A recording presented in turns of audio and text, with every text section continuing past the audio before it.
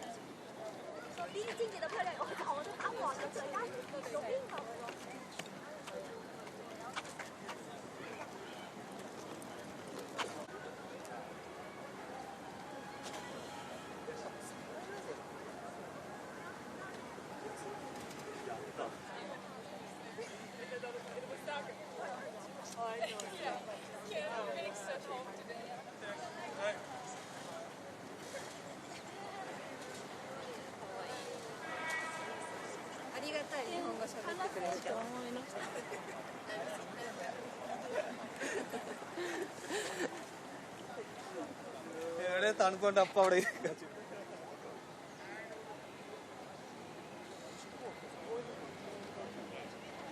こんなとこまで来れるんだったら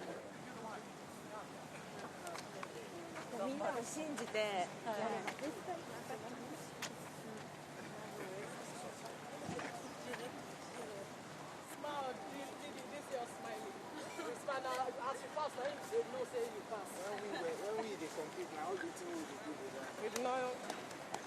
China never have to come out of our flag too. They're not fit, man. Not our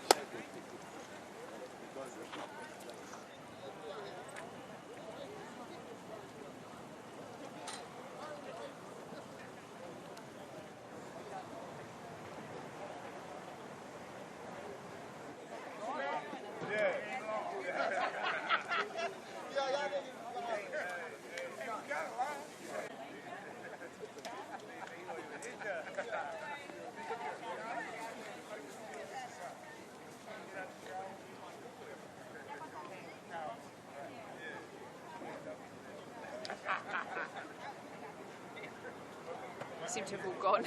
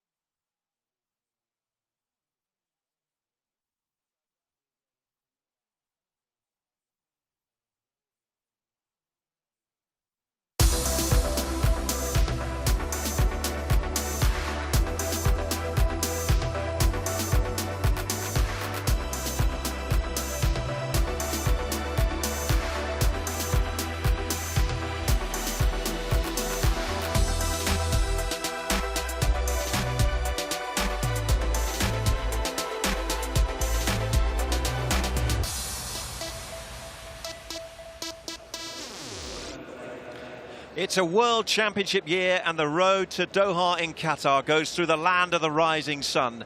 The world's fastest athletes have gathered here in Japan. Stand by. It's time for the 4th edition of the IAAF World Relays.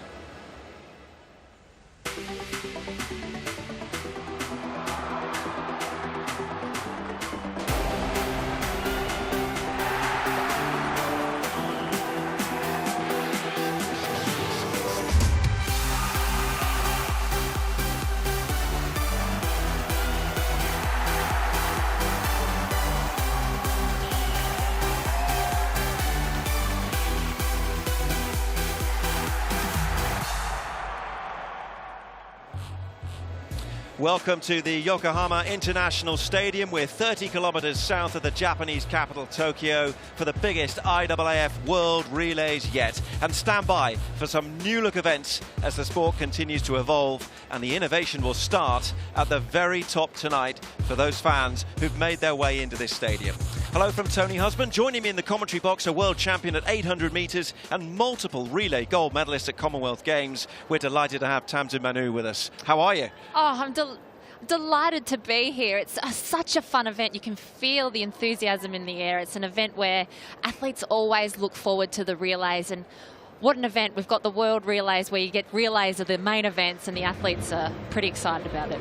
Here's what we've got to come up on the first evening of these World Relays. It's a packed timetable, loads of action, which will start with the mixed shuttle hurdles, one of the two new events we're going to see here at these World Relays. There's also going to be big stories, of course. The Germans are back to defend the 4x100 metre crown that they won a couple of years ago in the Bahamas. Mixed relays, World Championship qualification, of course, is on the line for the leading nations at this event. So much to look forward to. There is, and I'm loving the innovations that the IAAF are coming up with. I have to say, I'm looking forward to the mixed 2x400 metres. It sounds painful, which means it's going to be fun to watch. Well, it's a pretty cool evening. You can see there's a breeze around this famous stadium, the largest stadium in Japan. 23 Celsius now, a warmer day. The sun was shining. We're at sunset as we go on air, and these were some of the teams making their way down onto the practice track, which is just outside this stadium. Lots of expectation, lots of nerves, I expect, for a few. They're going to be nerves, but you can feed those nerves off with your teammates, and you can see a few smiles as they're walking into the warm-up area. It's the start of the season. They're not quite sure, a lot of the athletes, what shape they're in, so what a perfect way to test their bodies leading into the World Champs later in the year. Well, we're just past the cherry blossom season in the Japanese spring, the sun's setting as we mentioned, and lots of smiles from these athletes as they prepare for the first of two nights at these World Relays. For some, familiar surroundings, and others, well, they're getting a first taste of Japan. It's crazy. There's so many teams and so many people, and I feel like everyone's just having an awesome time because, you know, track is kind of an individual sport, so it feels kind of lonely at times, but everyone just being on their teams and just genuinely having a good time. It feels amazing, to be fair. It's pretty fun. I feel like it's less stressful because you get to lean on your teammates, and you get to go against multiple countries, and you basically just represent your country but representing yourself at the same time. The opportunity to have teammates and run with other people, it's way different to when you run individually. It brings you up to another level. It's my first time here, so I'm just taking everything up, learning as much as I can, and of course it's so much fun to just be able to run with your team and not be on your own. We don't take nothing for granted. We still got to go out there, execute and, put on a show for ourselves and, show everybody how good we can be on game day. Konnichiwa. Arigato gozaimasu. Thank you very much. A British welcome here at the IAAF World Relays. Others, of course, know it a little better, this track. We'll kick things off in Yokohama, though, with a World Relays first.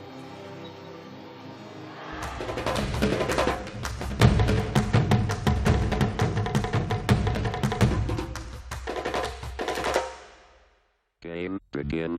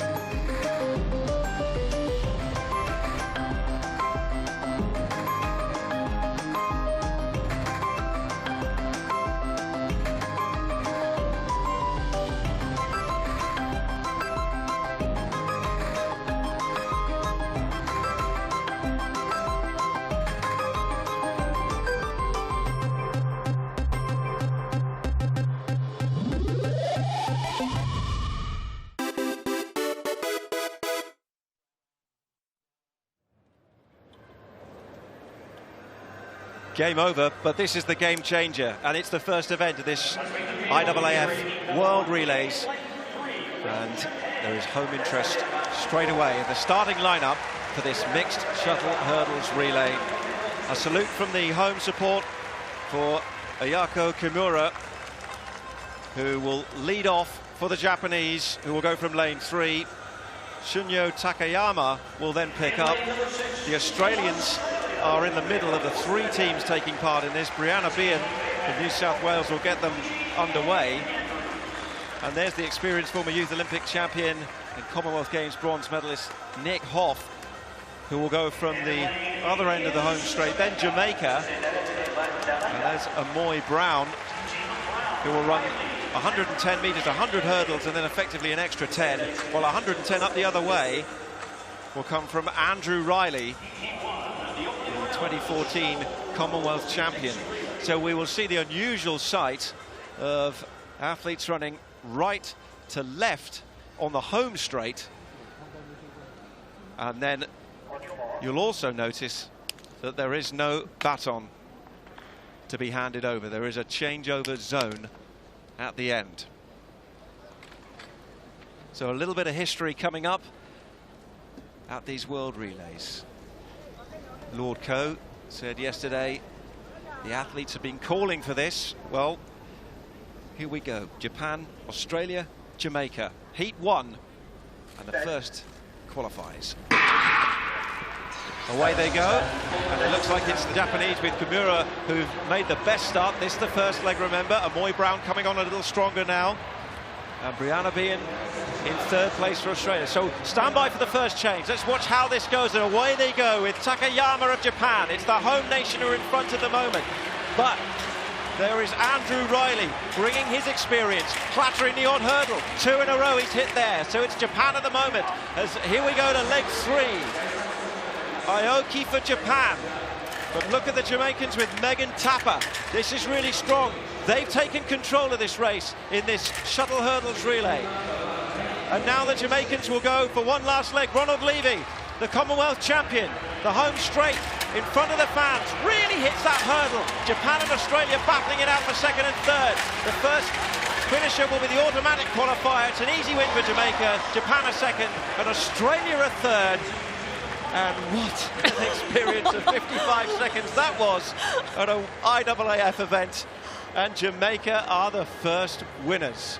Wow, that was so intense, Tony. I tell you, it was almost just as intense watching what was going on in between, because the athletes had to set their blocks up after the athlete had taken off. So it was a pretty fascinating and intense race, but the Jamaicans looked beautiful. They hit a few hurdles, and even when that happened, the officials had to come out and get the hurdles up really quickly. But you could see a few of the teams were a bit tentative on the changes because they haven't really done it before. You know, they've practiced it on the warm-up track, but first leg, you can see Bien got a great start, but in lane 1, you can see Kimura, the Japanese athlete, who is hurdling very well because she's just done a training camp with Sally Pearson, the Olympic gold medalist from 2012. The Jamaicans have beautiful hurdlers. As you see, Mucci. See, with those changes, they were just a little bit tentative. They sat in the blocks a little bit, probably the Australians there, and let Kanai, the national record holder for Japan, just get away there to get that silver medal. But you can see Levy, who is the Commonwealth Games gold medalist from last year. Smooth. He looked like he had a lot more to give, so I think we'll see them pretty strong in the final. Levy didn't let an early clatter on his leg actually put him off. So there, some of the winners. Amoy Brown with plenty to smile about. Tapper, I thought, ran really well as well. And it was by the end of her leg that it was pretty clear that Jamaica were going to take victory in this mixed shuttle hurdles relay Heat 1. And only one qualifies. That's the result. Jamaica in 55.47 taking victory ahead of host nation Japan. Australia in 3rd, the first one in each heat. And the next 2 fastest will advance to the final. Well, you can see a lot of smiles. I think they enjoyed it, don't you? I think fun is a word we're going to be using a lot over the next couple of evenings. Amoy Brown all smiles tonight. I'm pleased to see that because she was disappointed with her performance at the World Under-20s last year. The Australians, Bien and Mucci, A little bit to ponder, a little bit to think about how they'll do it perhaps a little better next time. Well, you know, Celeste Mucci's a heptathlete for Australia. She's a fantastic athlete. She's also been hurdling really well. She won the national championship in the hurdles. She's got a lot of potential. I think these guys will just be after the experience. See them giving each other a hug. You know, it's quite nice to have the females racing with the males because they don't get to do that a lot. And they look like they've all had a great time. And it's great for, you know, team bonding for later in the season as well. We got a chance to talk to the Australians. They weren't sure really how this was going to go, how this would play out when we were talking to them at the practice track just a couple of days ago. And certainly they were enjoying the prospect of taking part. The Japanese had that home support as well. Kimura made a very good start, was fast out of the blocks. I think it was smart by Kimura. She's spent a lot of time down on the Gold Coast training with Sally Pearson, and you've seen her from the start of the season. She's improved her hurdling technique. She went on to win the Asian champs in Doha. I think she's got big potential moving forward, and it's always smart when athletes take the initiative to go and train with another elite athlete to learn as much as they can from the other athletes. But she looked really good on that first leg for Japan. I wonder what they all thought. Plenty of smiles in the crowd here tonight. We're in the port city, Yokohama, down in Shin Yokohama Park, the southwest of Tokyo. Big port city, large population of just under 4 million, and Saturday night entertainment for them.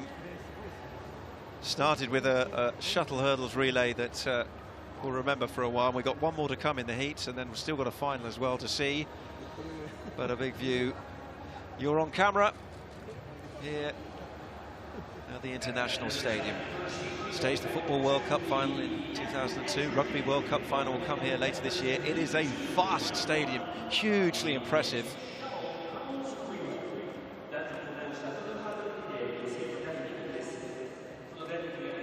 And of course the Japanese have super support from their home crowd.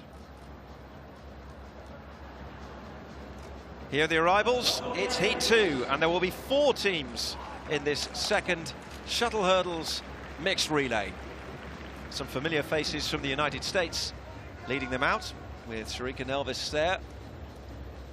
She'll be joined by Queen Harrison. Queen, she's a character of the athletics track. She got married last year. Of course, everybody knows who's a fan of athletics watching Will Clay in the triple jump at the Olympics in Rio. After he won a medal, he went up into the stands and he proposed to Queen, and they had their wedding last year in October. Well, one smile, one more focused face at the moment. The Chinese will be in this second heat as well. And Pascal Martineau-Lagarde will be on the dangerous anchor leg for the French. We saw Ronald Levy run the final leg for the victorious Jamaicans in the first race a few moments ago.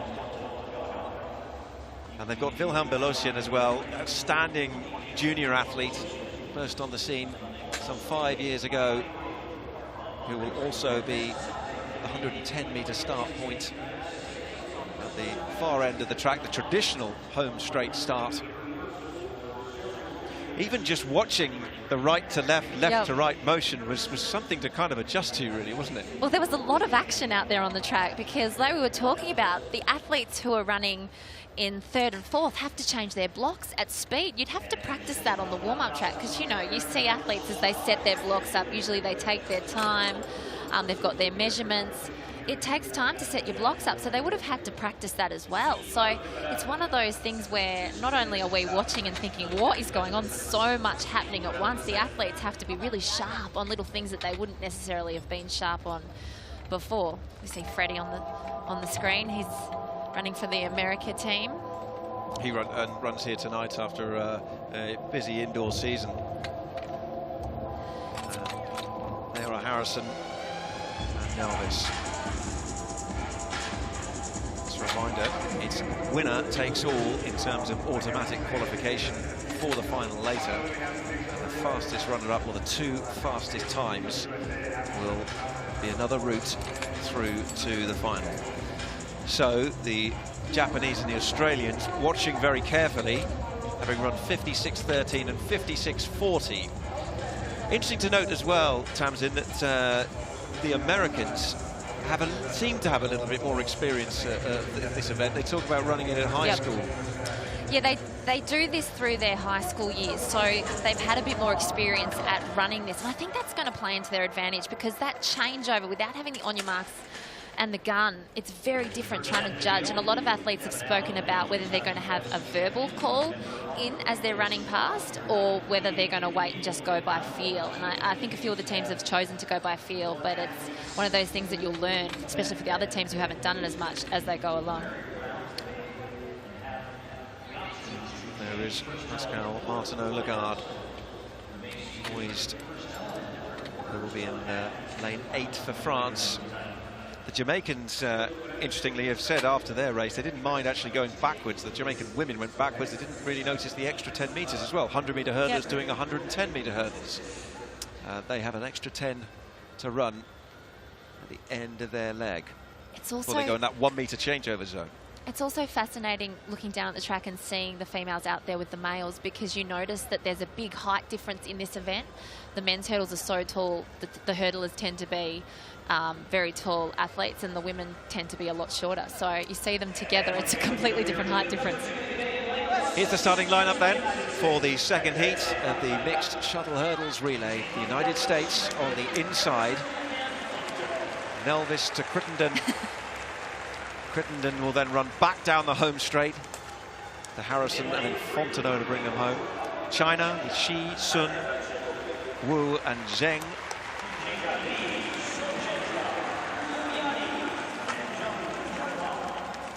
Zheng's goal is to be as good as Liu Zhang. He's got his work cut out, the Olympic gold medalist for China. Papua New Guinea are the third of the 4 entrants. Adrien Monagi is on the opening leg, handing to Moen Bueno. Remember, no baton in this. Daniel Ball is on their anchor leg. He's entered in every competition. If you look at the French, led off by Sasha Alessandrini, French indoor champion, 4th at the World Under-20s last year over the hurdles. There's Belosian, a former World Junior champion. Martineau-Lagarde right behind him as well. It's a strong team, isn't it? They look pumped and ready for this. Freddie Crittenden poised and waiting for the hoped-for arrival of Sharika Nelvis.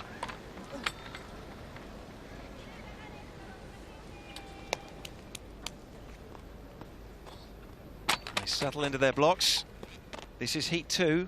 United States, China, Papua New Guinea and France.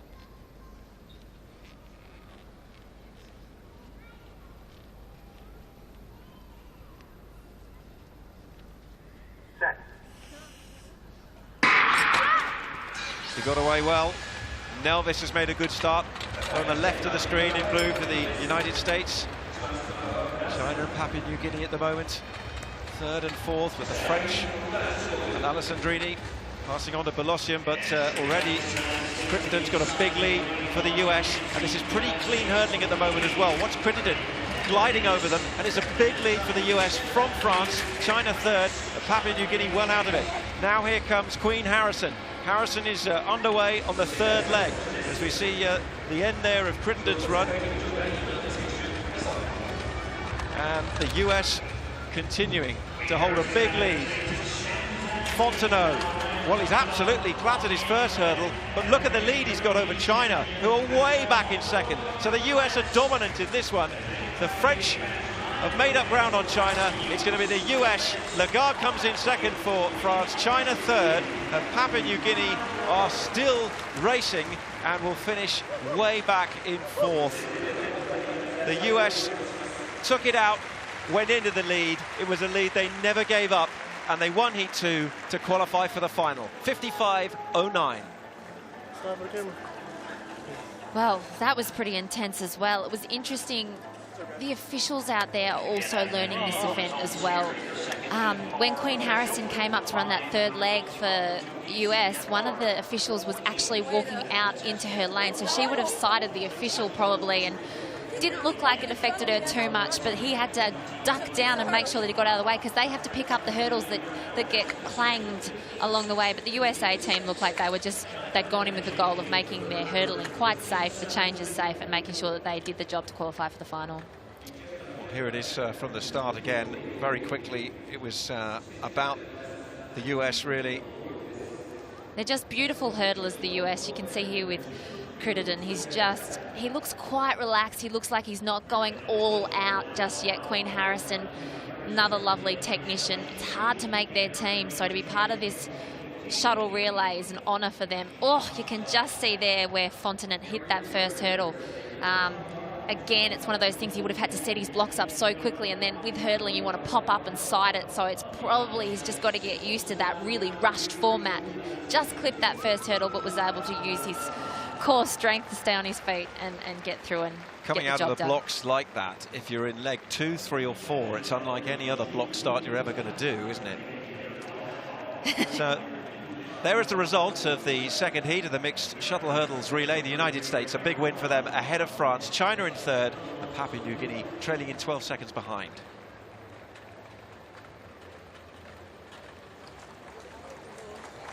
First job of the evening done. Time for a smile from Sharika Nelvis.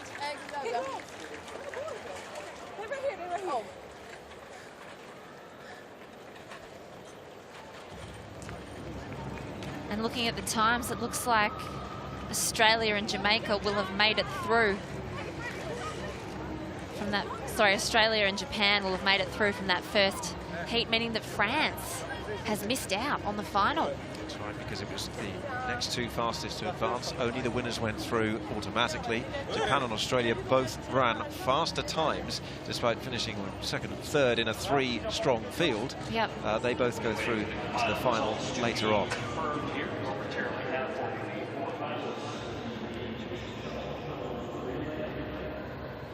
Let's confirm those qualifiers there on the screen then. So the United States, 55.09, ahead of Jamaica, who won the first race, and then Japan and Australia, who came second and third in that opening race, also qualify on time, and they're back for the final.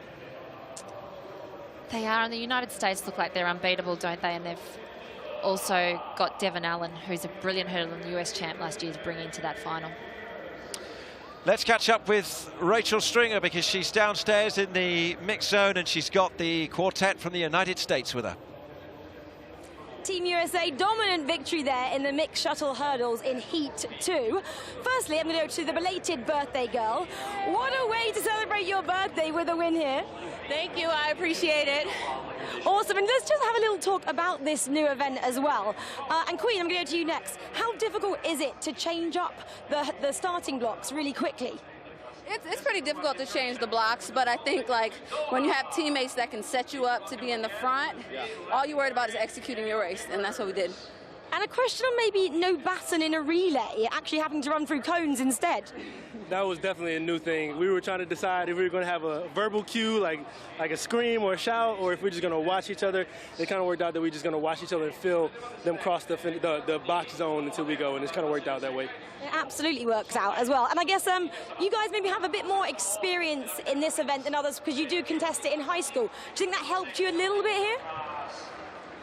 Yeah, I think so. Just having that event in the U.S. for high school athletes, and then also at the collegiate level, like at the pin relays, that's another place where we run it as well. And overall, an excellent addition to the championships, would you say?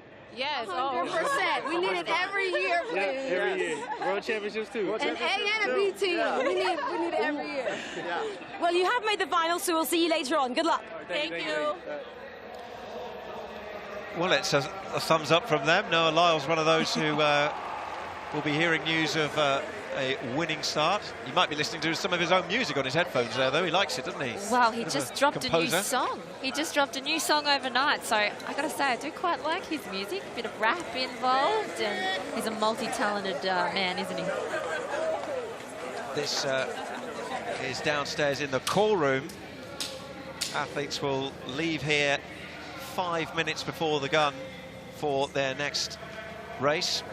See the British quartet standing by to go in the 4x400 meters first round, which is coming up shortly. Britain arriving here in a pretty special spell of relay running at Europeans, IAAF World Championships as well. And they've been in Japan for nearly a couple of weeks now, acclimatizing and getting ready for this World Relays. Because, of course, there is the qualification issue. If you finish among the top 10, you can look at the host nation, Japanese outside. A top 10 finish here in Yokohama means an automatic place in relays in Doha at the World Championships coming up at the end of September. Which is highly important, and that's one of the fantastic things about the World Relay concept. They're putting a little bit more importance onto the relays, and that's fantastic because it's still an event that is a major event where they give out gold medals at Olympics and World Championships, so it allows the athletes to practice as a quartet before they get there, and then you see slicker changes and you're starting to see teams really taking relays seriously. You can see with the events that we've already seen so far, lots of smiles, teammate camaraderie, and I think that's what people want to see. They want to see the athletes getting along. They want to hear the stories between each other and see the personalities of the athletes coming to life, and I think the relays is where we get to see that.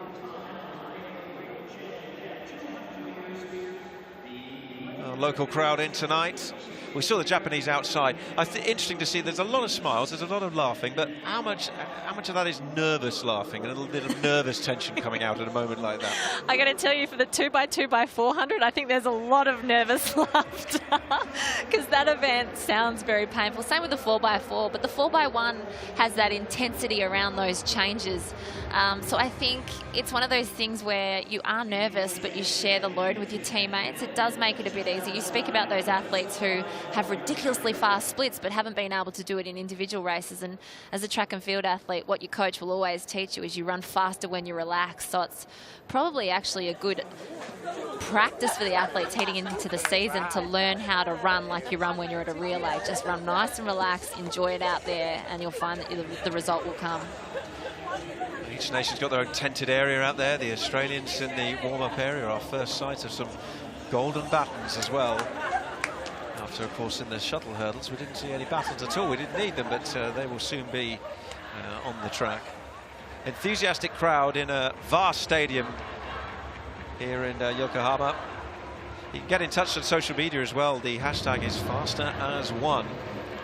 And there is the dangerous Polish team just preparing to make their entry into the international stadium here in Yokohama for the first of the heats in the 4x400 meters relay. So our next track's action is about to get underway.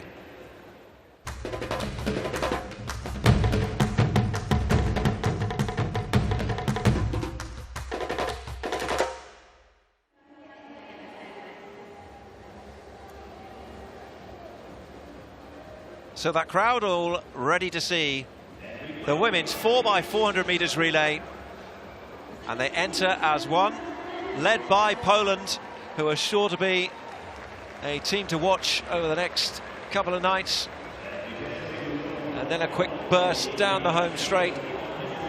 Qualification in this 4x400 meters relay, the first two of each heat automatically through to the final. They'll then take the next two fastest times. Ellie Beer, the 16-year-old from Australia, among that group. Huge group of athletes. What do you make the entrance there, Tamsin? We bring them all out in one go. I quite like it. It's kind of like an NFL football Super Bowl, isn't it, where they come out and to fanfare. I think it's great for the athletes, especially for young Ellie Beer. She's 16 years old. It's a big occasion for her. They have her starting out of blocks for Australia. She's with her teammates. It's a great first taste of senior international athletics for her. She's able to go out there, not quite holding hands with some friends, but allowing her to get to the blocks with a bit of support. Well, the Australians, we mentioned Ellie Beer, and Lauren Wells just walked through shot. I mean, you go from youth and inexperience to great experience at the other end of the scale for Australia.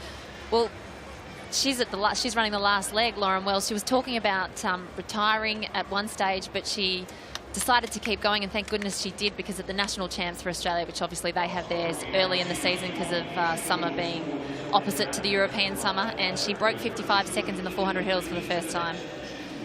On the anchor for Poland is Justyna Świecie, who anchored Poland to a gold medal at the European Championships last year, and is very, very experienced and talented relay runner. Ercetic is one amazing athlete. Her Europeans last year was just phenomenal, where she won the individual in a personal best of 50.41, and then 2 hours later went and anchored that Polish 4x400 team to gold. And I don't know, I've heard that she's going to be doing the same sort of thing today, where she's running the mixed relay as well a bit later, but we'll see how she pulls up from this, where she is running that last leg for Poland. Yeah, she'll be on the anchor, but they've brought a strong team as well, because Kolovic will lead them off. Yep, she was the national champ for Poland last year. She has a 51.18 to her name, so it's going to be tough to beat those Poles. They're very strong at the moment. I think we saw a brief shot a few minutes ago of Leah Sprunger as well, of Switzerland, European champion. What an occasion for a youngster to be out there with all those athletes that, you know, should be rubbing shoulders with elite athletes, Olympic medalists on the warm-up track. And the fun and the smiles we saw outside pretty much replaced there by some tension, some nerves. Of course, in the 4x4, there's a lot of jostling for position in the handovers as well, isn't it? Oh, it can be extremely rough. And there's a lot of rules that you need to know in terms of changeovers. So,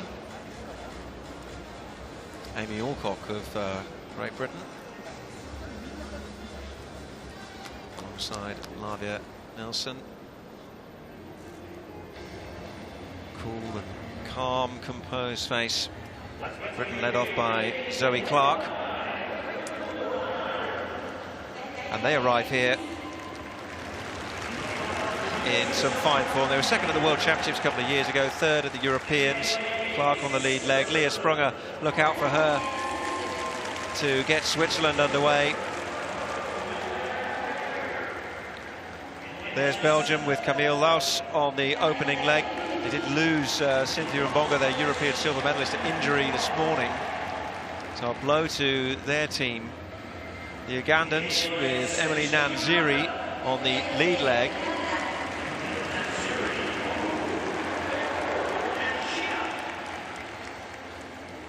We mentioned her, the 16-year-old Ellie Beer on the opening leg for Australia. And there's still a smile. Kenya will be in lane 4. Maureen Nayatichi-Thomas. And the inside lane in this, the first heat, will be Poland. Kowalik will get them underway, a 3-time European gold medalist in relay, so bringing all that experience here to Yokohama under the lights tonight. Well, it's going to be a fantastic race, I think, between the two, the Polish and the Great Britons on the outside. So, you know, they've just got to get the job done. First two in each heat qualify in the next two fastest.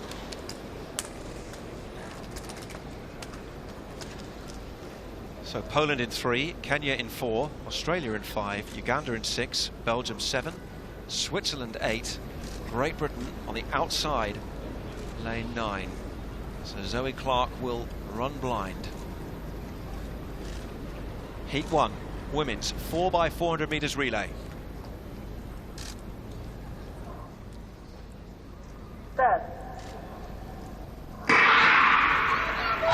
It's a clean start as well, and we'll look out to see both how the Poles on the very inside, right of the screen, and how Great Britain on the outside with Zoe Clark will fare in this opening leg. All run in lane, remember, so the stagger won't be resolved until we get onto the second lap. Clark running consistently around that outside. The Poles have done well. Australia with Ellie Beer won a strong first leg as well, well up on the Ugandans. Still the big stagger, of course. And it'll be a while before we really know who's gone well. Sprunger looks like she's shadowed Clark and just tagged on the back of her all the way. Home straight for the first time, approaching then the first handovers in this women's 4x400 metres relay. Clark of Great Britain, Sprunger there, going well. Also look out for the Swiss in lane 8 as the changeover's made. Lavia Nilsson's away for Great Britain, and on the inside the Poles are looking very good as well. Viskovic now has the baton for Poland in lane 3. Yeah, Hull of Kolowalak ran a fantastic leg then. She finished very strongly, so it looks like the Poles are going to be out in front at the crossover. But you can see Lavia Nilsson has great speed, and she's used that to get to the crossover first so that her athlete will be in the first position to grab that baton for the third leg. So Great Britain at the moment with a marginal lead as the Poles actually come up the inside, and we haven't mentioned the Kenyans much really. Simboa is running this second leg for them. It's going wide on the outside into this home straight now as they prepare for the second handover, and it is Poland just starting to stretch out, take a lead with Viskovic. Nelson just struggling to keep up a little bit. Here comes the changeover, and the Poles will set Kielbadzkinga away, and Kenya still keeping pace as well, and Amy Alcock has the baton for Great Britain, who are in second place at the moment, and further back, right at the back markers are the Ugandans. Well, it's Kevalinski looking very good out there in front, but Alcock is an experienced relay runner, so she'll know what to do. But the Kenyans are shocking me a little bit. They're running fantastically there with in the third position with Machira. Machira for Kenya. They have shown up well. Belgium in fourth place at the moment, but Poland from Britain coming around on this home straight, and of course they will make one last baton handover, the last 400 metres. Remember, it is the first two in each heat will qualify. Alcock has gone very wide, and it's Britain and Poland, with Kenya just trying to keep pace. Look out for Switzerland as well, and the Kenyans will hand over. But look out for the performance we're expecting to see of Justina Sviti Ersitic now. She has all the experience, the gold medals, the experience of anchoring. She's up against Emily Diamond of Great Britain. Britain, who took the silver at the World Championships in 2017, in a rich vein of form when it comes to relays at world events. It's those two at the moment threatening to just sew up those two qualification places. But look at the performance of Kenya. Kenya coming on very strong. Has Mujoki gone a little too fast? Britain stretching away.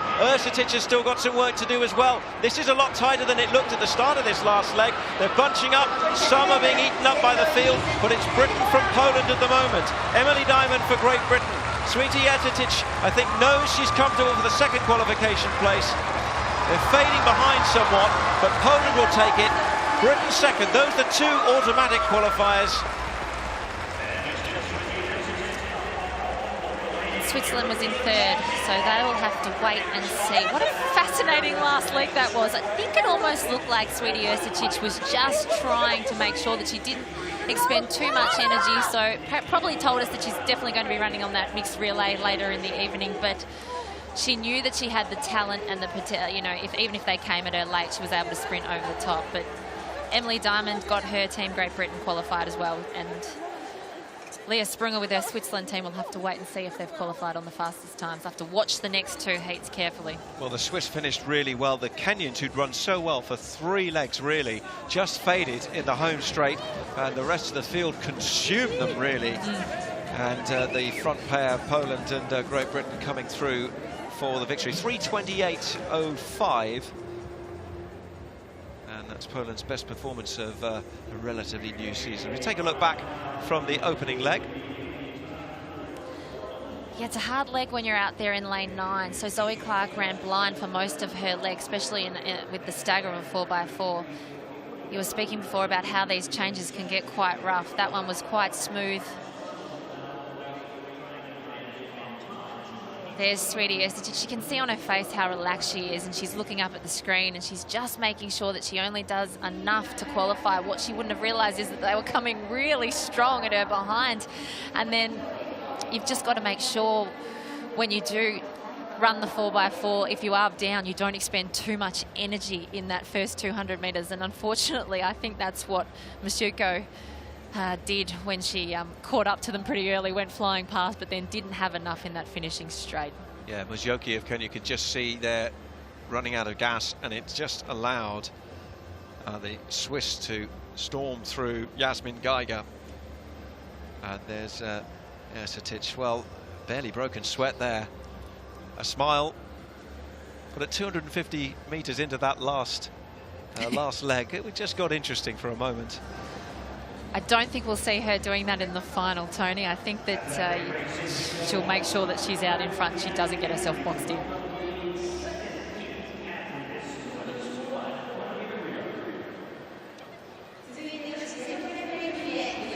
They have huge screens here, and everyone, almost everyone, wants to have a look.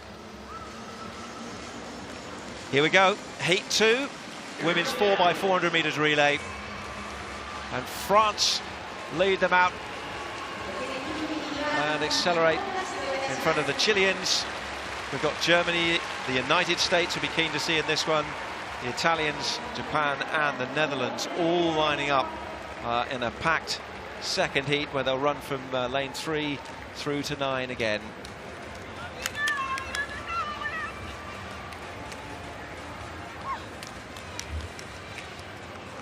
The USA are always so strong in this event. They rarely miss a medal in the 4x4 at a major championships, and I think they're going to be one to beat here in the 4x4, especially when their anchor leg is Courtney Okolo.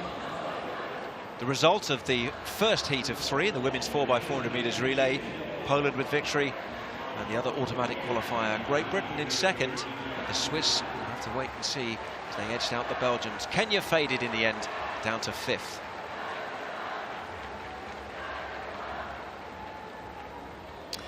Courtney Okolo, she was part of that 4x400 relay gold in Rio. She won the world indoor gold medal over 400 in 2018. She's a Texas Longhorn. It's a sub 50-second 400 PB. They've just got so much depth in this event. Yes, it's all changed in terms of personnel, and yet they're still so strong. Germans will be led off by Luna Bullman.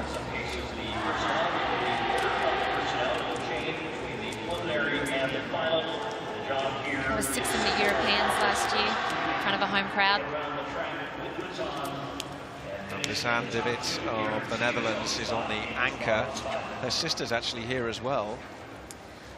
I think out of the European champs, they had this fantastic video of her and her sister hugging after she won the bronze medal in a national record of 50.77.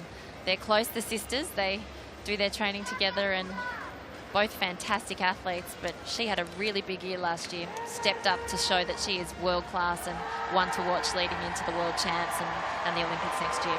Big cheer for the Japanese. Seika Aoyama, 23-year-old, will lead them off. She's been part of the occasion before, part of the 2015 4x4 that finished second in the B final, so they know what to expect. Some nerves on the faces. Be worried about anyone who wasn't nervous before running a 400 metres. Just pure nerves on the face of the Japanese athletes. Contemplating a stressful, hopefully fruitful 3.5 minutes. There's a lot of tactics that go into it, Tony. You have to make sure that your pace judgment's right, but you still do it relaxed and use that speed, but you just never know what you're going to get in that last 50 metres. You just want to hope there's something there. And they're watching outside on the warm-up track as well, pausing any preparations, looking up on the screens there to see how the athletes from this host nation will fare in this, the second heat. Outside, lane 9 then, running blind, will be Gafour of the Netherlands. So they made a change because they were going to lead off with Femke Bol, but Aoyama of Japan gets the biggest cheer.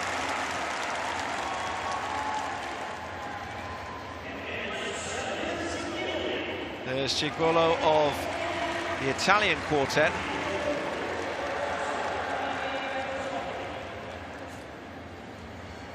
And look out for the US.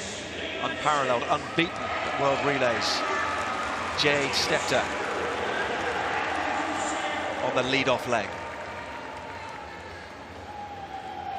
Luna Bollmann. It's been a busy indoor season, and now outdoors runs the opening leg for the German quartet.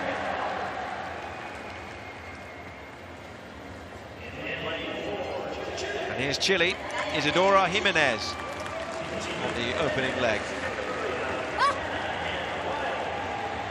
They've got the South American under-23 champion, Bale, on the last leg.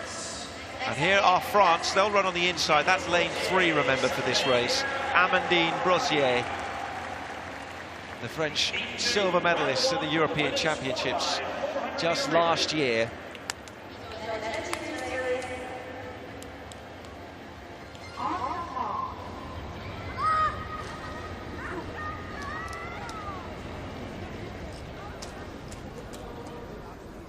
France, Chile, Germany, United States, Italy, Japan, Netherlands. Opening round, second heat. Women's 4x400 meters relay.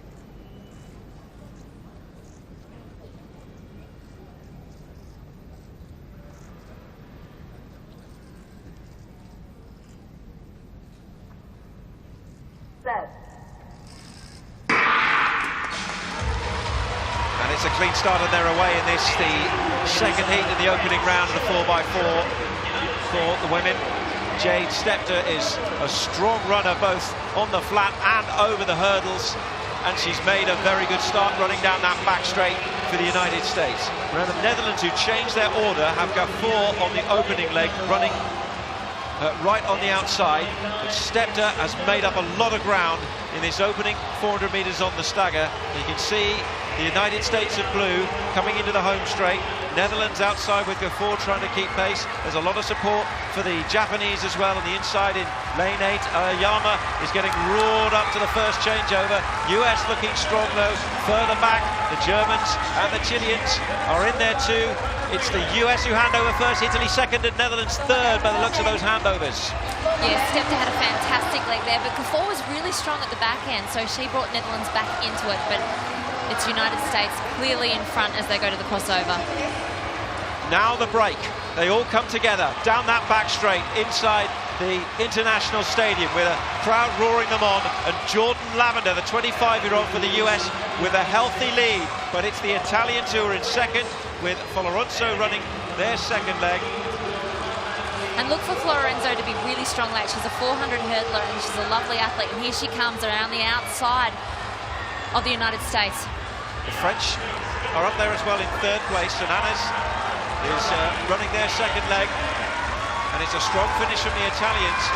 Here's the next change. Italy lead, US second. And away comes Elisabetta Vandi, the Italian junior record holder, and at the moment putting pressure on Joanna Atkins of the United States. Remember, the first two are the automatic qualifiers, and on that back straight, those two looking to break away from the rest of the group. Well, the Italians are shocking us. They're missing Flora Gay, probably their fastest 400-meter runner, but Vandi's running great out there, and she's not afraid to be out the lead of the United States of America. But, oh, look, here she comes. She looks strong at the back end, Atkins. Atkins has just watched Vandy very carefully, and she's made her move. She's not been afraid to go wide, and it's the US from a fading Italy. And the question could be now, could the rest of the field catch up the Italians as we go into the last 400 meters?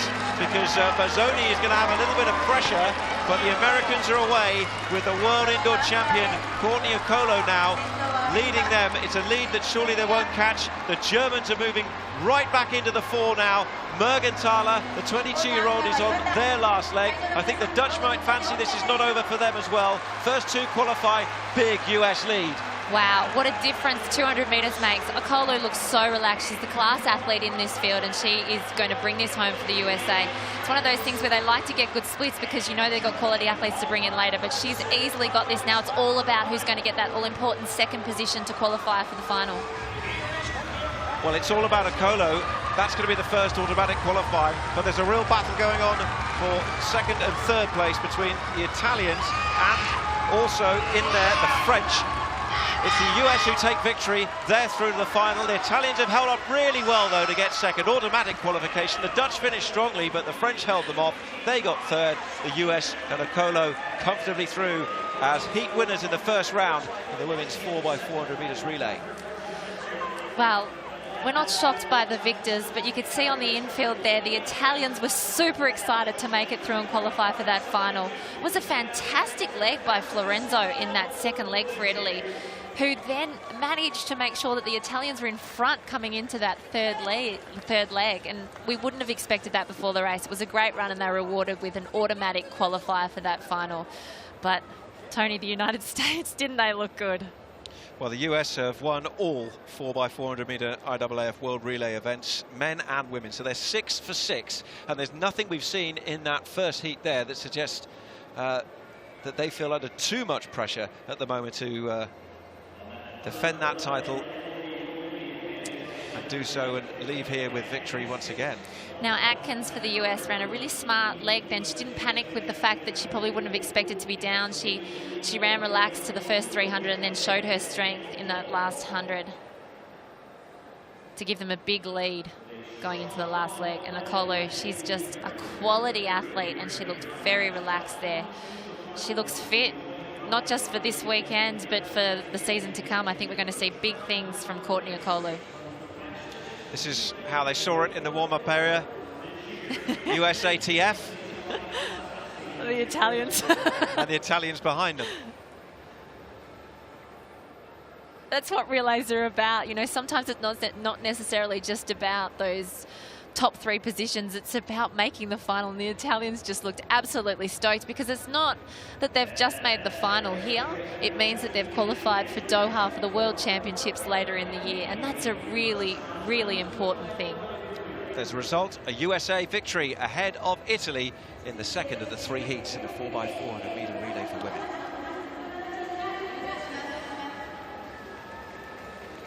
One more in this opening round. And the massed ranks of the runners for Heat 3 are onto the track. They've been held in the call room.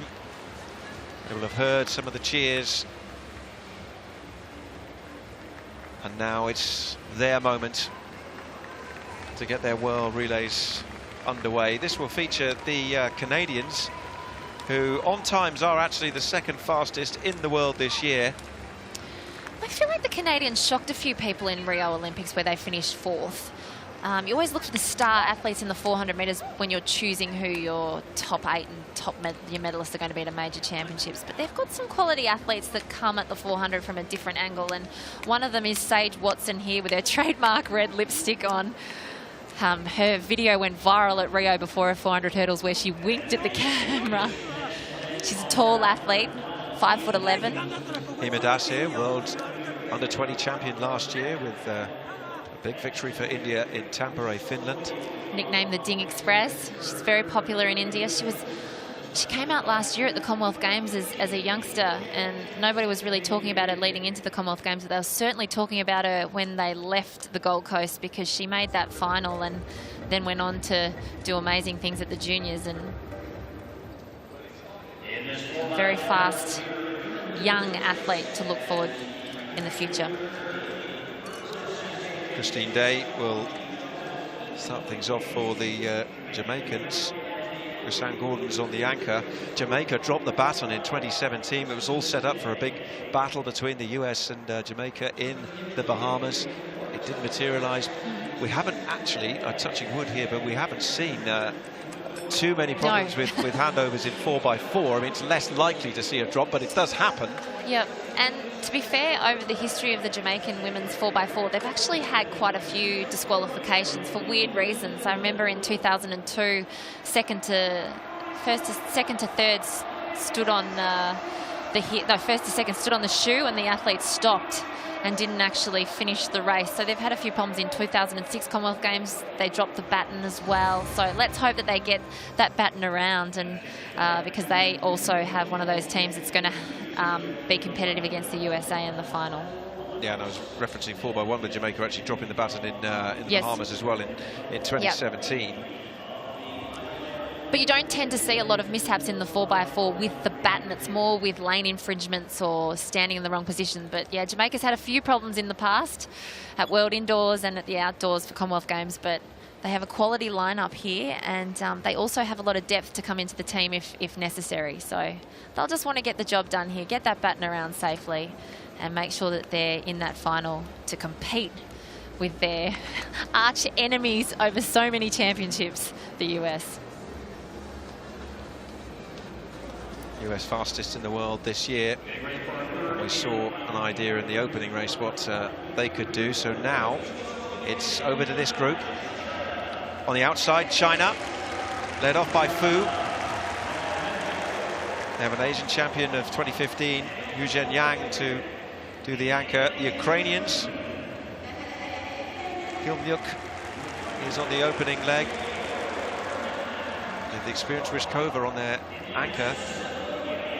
Out for the Lithuanians, a multiple national champion. Nishinati is on the opening leg. Christine Day, 4th at the World Championships in 2015, a relay gold medalist at the World Championships, leads off the Jamaicans. Not said anything yet about Nigeria. Patience Okon-George, twice a bronze medalist at the African Championships, is on the opening leg for them on the first 400 from lane 5. In lane 4 there is Hima Das, India's first track medalist at a global athletics event in Tampere, Finland last year at the World Under-20s. There's Maya Vike on their anchor. And the Canadians, as we mentioned, 4th in Rio. They've been at the Penn Relays in the United States recently. Maya Stevens is on their opening leg. We've talked a little about Sage Watson. Very good hurdler who's on the anchor leg for the Canadians. Called to the blocks for the final heat, the opening round, the women's 4x400 metres relay.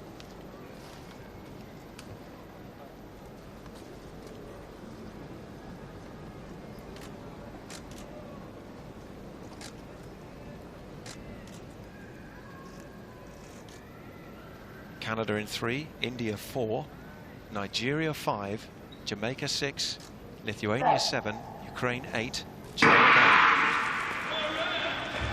They are away. Look out for Das, and also the performance of Christine Day, who's running in lane 6 for Jamaica. Well-known vest. A very strong start being made on the inside by Maya Stevens, who's gone up very quickly on the youngster Hima Das. On the outside, China can just feel the Ukrainians with Kilmyuk, the 23-year-old, just pressuring down a little bit. Das yet to offer too much of a response to Maya Stevens on the right-hand side of the screen. Nigeria looking comfortable with George. Just outside is Christine Day.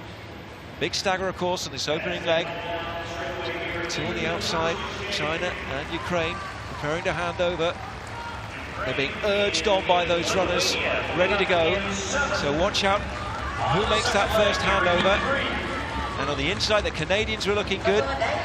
Jamaica and Nigeria making progress, and Das had made a good finish for the Indians as well.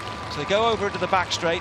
Now they'll break, and this is the point where the field will shake down a little, and the Canadians will try to hold that inside line.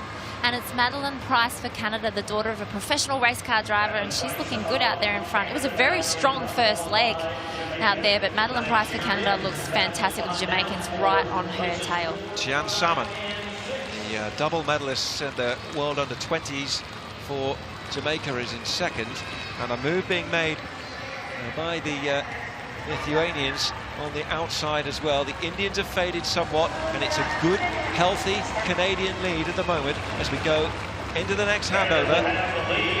It's Canada at the moment from Nigeria and Ukraine. And Cheyenne Salmon from Jamaica really tight there in the last 40 metres of her leg, so she's given a lot of work to do to Tiffany James for Jamaica on that third leg for them. But it's still Jones out there in front from Canada. She's looking very relaxed, nice and calm. The Nigerians are also looking quite relaxed and closing that gap as we speak. Front group of 4 at the moment. Remember, it's the first two who qualified. The Jamaicans are just tailing off as well. And the Canadians holding to that lead that they've had right since the start. Watch out for Ukraine, because they've got Ryzhkova, European Championship silver medalist in relay and hurdles, still to come on their final leg. The Nigerians tiring badly, but Ukraine finishing strongly. And it's the last 400, the last handover. And here goes Sage Watson for Canada, and the battle line set now with Anna Ryzhkova of Ukraine. So it's those two, but probably the big question is, can the Jamaicans catch them through Chrisanne Gordon? She's looking good, isn't she? She's used all her speed to get onto the back of them. It's just whether you use too much to catch up too early. But she looks pretty comfortable there in third position at the moment, but they're quality athletes in front of her, so she's going to want to make sure that she has a clean run around them, which she looks like she has. But Sage Watson looks like she's got a bit more to give, and she's a 4-hurdler, so she's going to be strong coming home. She's gone almost inside to out Watson there, because she needed to find a line on Ryzhkova as they come into the home straight. First three qualified. We've got three going for this at the moment. It's Ryzhkova of Ukraine holding on to the lead. Further back, the Chinese have run a good leg. Ukraine are going to take it. Can Jamaica catch Canada? Can Canada hold on for the second place? Ukraine take it. Canada second. Jamaica third. The Jamaicans will have to wait on time.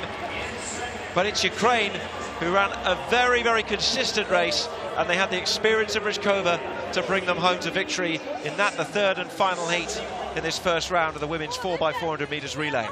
Well, the Ukrainians were disqualified in the Europeans last year, but they certainly made easy work of that, didn't they? Didn't Ryzhkova look fantastic in that back end of her leg? She's better known as a 400 hurdler, and we do often talk about 400 hurdlers being strong in the last 100 metres of a 400, but she opened up her stride beautifully and looked like she might be in for a cracker season. Sage Watson got the job done on the last leg for the Canadians. What a surprise, the Jamaicans. They didn't get that automatic qualifier, but I mean, it was pretty fast and it was very tight across that line, so I'm pretty sure that they'll be safe to get through the final, and I'm tipping that we'll see some changes for that final lineup tomorrow. 3:28.80 was the Jamaican time, and by our reckoning, they are there. They qualify by virtue of that third place finish. And Melniuk for Ukraine was one of the big differences for that team on that third leg. She really pushed hard over the last 120 to make sure that she passed off that baton to put them in a great position to get that qualification. But here we can see just how beautiful Ryzhkova was when she's opening up. Look, she can tell she's tired, but she uses those long legs very effectively, opens up her stride, smile across the face. Teammates are happy. Job done, qualified for the final, and they look good. When you've done your bit and you can only watch, hope is the main emotion. And it's brought smiles, because Ukraine take victory there in 3:27.71. The Canadians, very, very good from Maya Stevens to get them off to a really strong start, running on the inside with the whole field in front of her.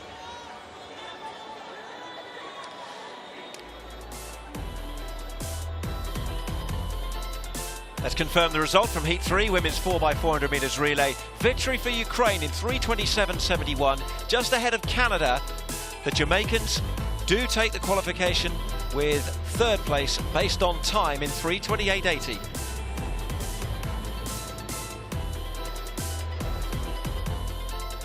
I mentioned qualifiers on time. You'll see the list here. This will be the final for the women's 4x400 metres relay. The United States, quickest by some distance. Ukraine, Poland, Great Britain, Canada and Italy are joined by the Jamaicans and the Swiss.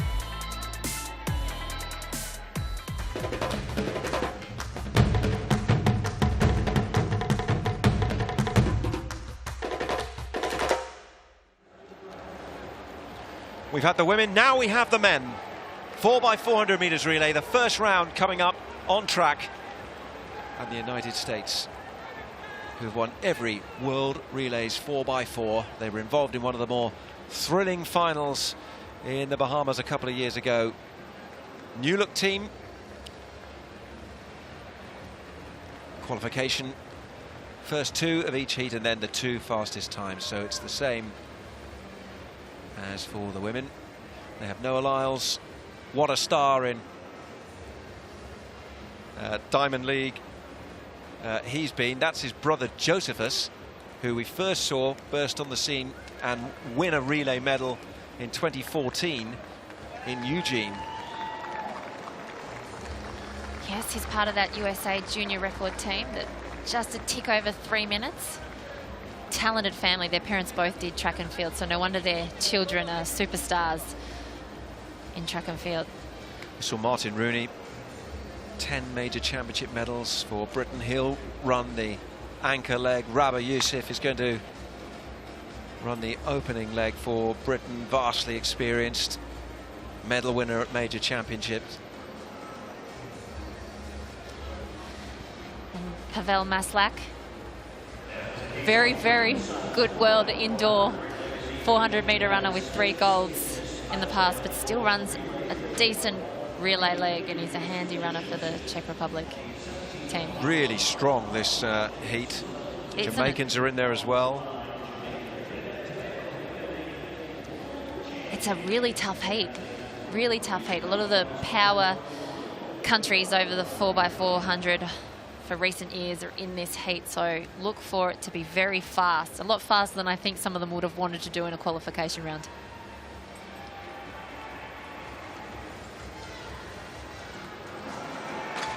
Those, all the other leg runners, mixture of emotions on those faces, some composed, some stretching, some just sizing up the opposition. There's Paul Didowo. He's an interesting one. He's not like a lot of the other USA athletes. He started his athletics at 17 and he didn't break the 50-second barrier till 19. He didn't break the 47-second barrier till 24, and he didn't become world class, he says, till he was 27. He says on that all his life he's been playing catch up, but he's finally caught up. He's ranked 4th in the world.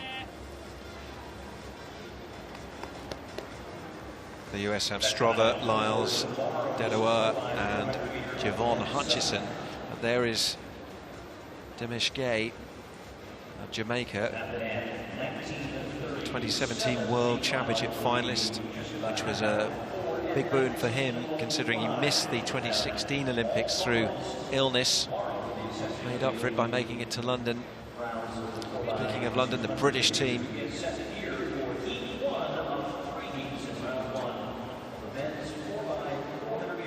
quartet inside the stadium, and their teammates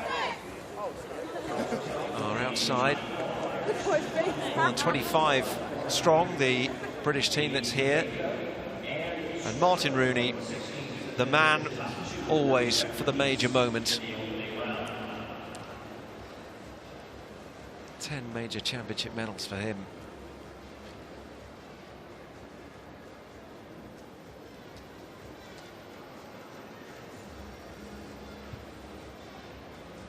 '19 indoor tour champion Nathan Strother on the opening leg for the US.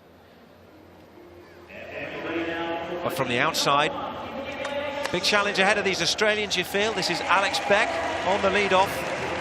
Stephen Solomon's on the anchor for them. The Czech Republic have Jan Tezar. Pavel Maslak will run leg 2. Dzensky will do the anchor for them. Here's Great Britain, Rabah Youssef, the 32-year-old. Greeting for the camera. A cool place to put your bat on when you don't need it. Let's hope he doesn't forget it's there. He's a character, he might have a problem.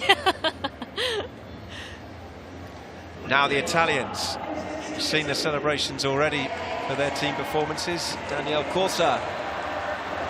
There's good support inside the stadium for them here. Sibilio on the anchor leg for them. Now Jamaica with Demish Gay, who we were talking about a little earlier. Nathan Allen, a Rio silver medalist for the Jamaicans who performed so well in Brazil on the anchor. And the US, untouchable, it seems so far at least, in world relays. Strother on the opening leg, Javon Hutchison on the anchor. And there's a lot of young talent in this race. I'm looking forward to seeing how Nathan Allen and Aleem Bloomfield go in the Jamaican team. They were 2nd and 3rd in those really strong NCAA Championship 400 in 2018.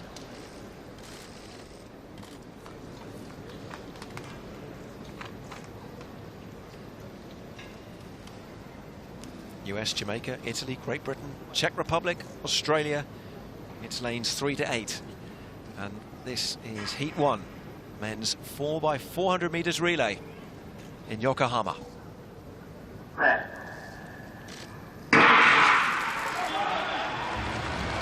Off to a clean start. Yusuf was out of the blocks and really into a dry face very quickly. The Australians with Alex Beck trying to get a good start, running blind on that outside. Jamaica with Demish Gay looking very calm and composed. And of course the United States with Nathan Strother right on the inside. Gay has gone out well for Jamaica, making up some ground on the Italians. Daniel Corsa with a little bit of work to do. Round on this bend into the home straight, the front straight in the stadium. And the Australians with Alex Beck, he's blowing hard now. And look at the Americans with Nathan Strother, left the pitcher. This is a strong leg from them eventually. The Czech Republic and Britain up there. The first handover though is US. Jamaica and Britain look like they were vying for second place. Dwayne Cowan has the baton for the British. Hakeem Bloomfield for Jamaica. And Joseph Lyles is away for the US. Well, Josephus Lyles is out there in front. He's got 5 metres at the crossover, but Jamaica's coming strongly. And Great Britain looks fantastic out there in the 3rd position, but the race is on. The US look pretty strong out there. Australia keeping themselves in the conversation. Tyler Gunn is up on the shoulder of Dwayne Cowan. Quickest runner for Britain at the relays in 2017, but he's just been overhauled by Tyler Gunn, who's run the second leg for Australia. At the front though, strong finish to this leg from Hakeem Bloomfield of Jamaica. They hand over first, the US are in second. The baton now with Paul Denawar for the United States, just behind Javon Francis, a relay silver medalist from 2016. Jamaica from the US, Britain in 3rd with young Cameron Chalmers now in possession of the baton as they head down the back straight. We've got quality athletes out there in 1st and 2nd. Francis and Dodowa are looking brilliantly out there, nice and relaxed. They know that the job is to get those first 2 qualification points, but they can't ease off because Great Britain is breathing down their necks. Italy just labouring a little bit, but the Czech Republic with Vit Muller are in there as well on the shoulder of the British. The Americans coming back as they go to the handover. And it's the US who've gone really strong there. And now it's Javon Hutchison to take the anchor for the US, who extended the lead in the last 100 metres of that 3rd leg. The Jamaicans with Nathan Allen, well, they can try and catch them, but also they can consolidate the front 2 positions here. US from Jamaica, still making a race of it, but what's going on behind? And there's Martin Rooney of Great Britain moving past the Czechs, and the Italians coming too. It got really rough there for Martin Rooney. He got checked really badly when he got the baton by the Czech Republic, but you cannot write him off. He runs fantastic last legs for the Great Britain team. First 2 places of the automatic qualifiers. Has Rooney got the legs in him to try and overhaul the Jamaicans? I'm not sure he will on this occasion. It's the US who are going to bring it in with Hutchison. Jamaica are going to get second. Those 2 automatic. Rooney 3rd. Australia came through for 4th. The Czechs 5th. And the Italians run out of it down into 6th. So the US again, the team to beat. Whether it's a heat, whether it's a final, they stay on course and they remain big favourites in this men's 4x400 metres. Strother, Lyles, Dedawoa and Hutchison with victory for the US in 3:02.06. That man Rooney made a real go of it at the end, but the Jamaicans take second. Yeah, it was pretty rough out there on some of the changes, which you expect in men's 4x400. The times are probably a little bit slow, but you know, it's early in the season. And the US just wanted to make sure that they got that job done, which they do so well so often. But, you know, the teams that we expected to qualify are in 1st and 2nd. Great Britain finished really strongly in that last 100 with Martin Rooney. But Steve Swellerman was on that last leg for Australia and looked fantastic. He was an 18-year-old when he qualified for the Olympic final in 2018. But as we can see, the Jamaicans coming past for this change. They look so relaxed when they're running out there. I just think that they knew that they just wanted to get the top 2 through. You can see with the times that, you know, sub-3 is pretty strong. That's what they're after in men's 4x4, and they look like they knew that they were the top 2 qualifiers to get through, and they looked pretty relaxed. But there's always that bragging rights on the line. You want to make sure that you, if you can, you do get that victory. And Hutchinson looked pretty happy to take that win. Yeah, a little bit of symbolism in raising that baton as the likes of Noah and his teammates celebrate that up in the stands. That was a little nod with the baton to them. Hey guys, we're doing our bit and we're through to the final. The results of the first of the 3 heats in the men's 4x400 meters relay.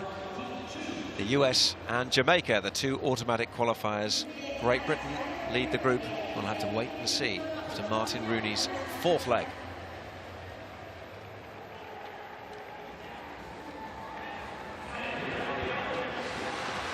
There's some familiar faces out onto the track next. A huge roar for the Japanese.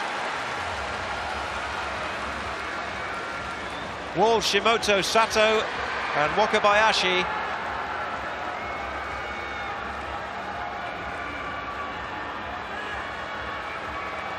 Recent winners of the Asian Championship. Kentaro Sato there will be on the 3rd leg for them. Tremendous support. Julian Walsh, 5th in the Asian Championships in the individual event on the opening leg. The Belgians with the Borlées, 2 Borlée brothers in this. We just saw a little glimpse there of the hugely talented Jonathan Secours as well. I actually think Belgium's might have changed their running order, because I can only see Dylan Borlée out there at the moment. Yes, indeed. It looks like Dylan Borlée is out there, but there has been potentially a change. I don't think Jonathan Borlée is out there. No, it looks like he's been replaced. Watrin has come in. Yeah, Watrin's come in. Interesting. Well, I mean, the Belgians are pretty strong in their 400s these days, I think, led very strongly by the Borlée family. You've got Secours on the screen at the moment, who's a up-and-coming athlete that may be the difference for that Belgium team to try and get them in the top 3 positions at a major champs. They always finish 4th or 5th. It's heartbreaking, always heartbreakingly close. So he may be the difference for that Belgium team, but maybe that's what they're doing. They're just trialling out a few other athletes to make sure that there's some depth involved leading into not only the World Champs but the Olympics next year. Well, in Watrin, they have no concerns. He's an experienced performer who's won golds at European Championships before. But that is an interesting change as we look at the Japanese now. And we have Julian Walsh, as you were speaking about before, who runs for them. He's actually the son of a reggae drummer, Emmanuel Walsh. So he's got rhythm in his veins. Good athlete. All eyes on the screen outside from the Japanese teammates. And there is Julian Walsh. Big moment for him in the international stadium here.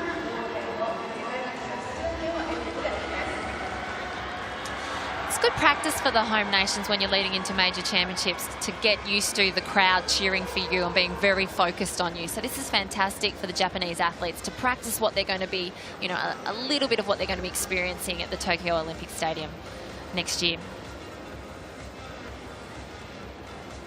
We'll have 6 teams. There's the Germans.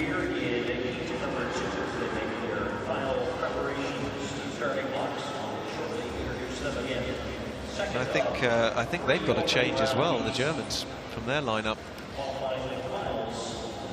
Schneider is in there instead of Marvin Schlegel. Well, let's run through them. On the outside, it's the Germans. They're in lane 8.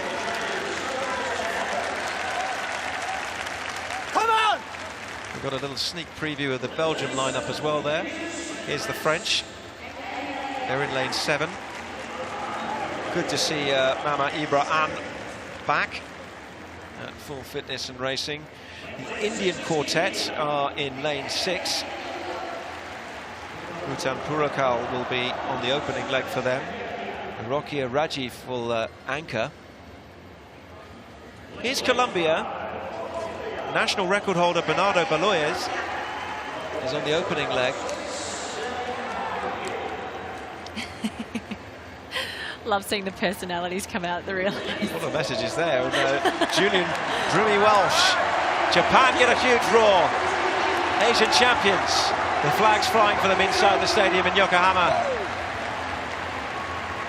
Stop! And the famous Belgian brothers of the Borlays, represented by Dylan on the opening leg. They've replaced Jonathan, though, with Julian Watchen on the third. And look out for Secours, who will run the anchor. Very, very talented.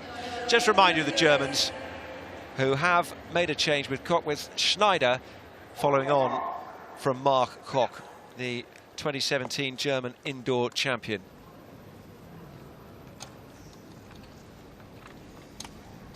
Belgium in 3, Japan 4, Colombia 5, India 6, France 7, Germany 8.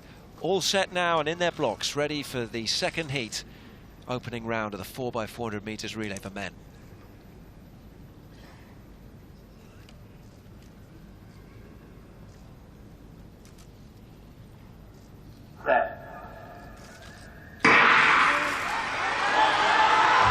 Dylan Borlay drives hard on the inside lane, but lane 3 for Belgium. He's got that whole group of runners up in front of him. The Germans on the outside, remember, just have to run hard and they won't know too much of what's going on. The support in the crowd is for Julian Walsh, though, and the momentum and the atmosphere here is driving him on. He's gone out brilliantly. It's way past the Colombians and the Indians.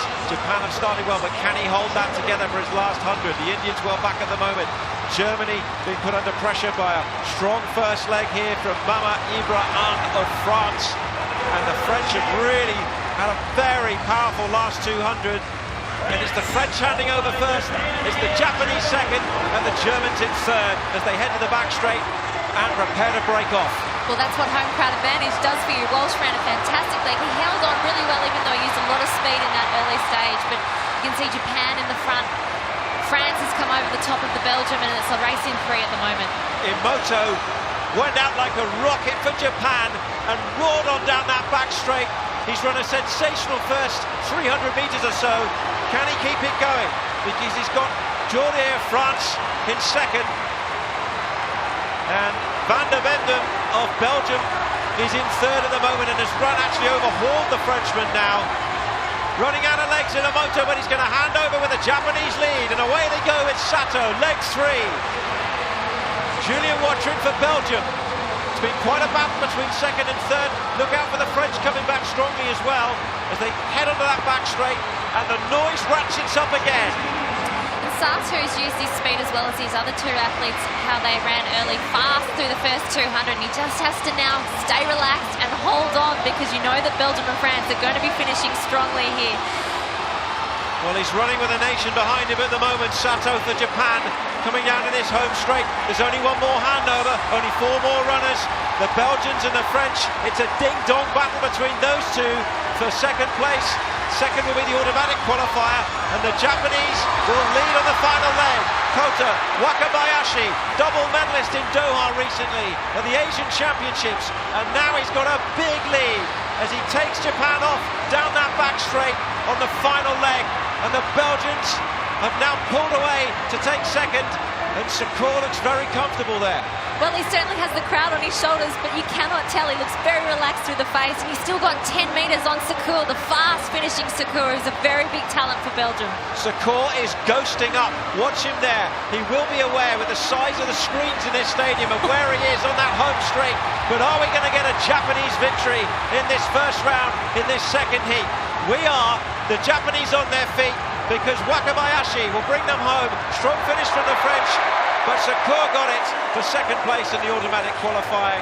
But the cheers ring out. Japan victorious here in Yokohama, and they're off to the final with huge support behind them.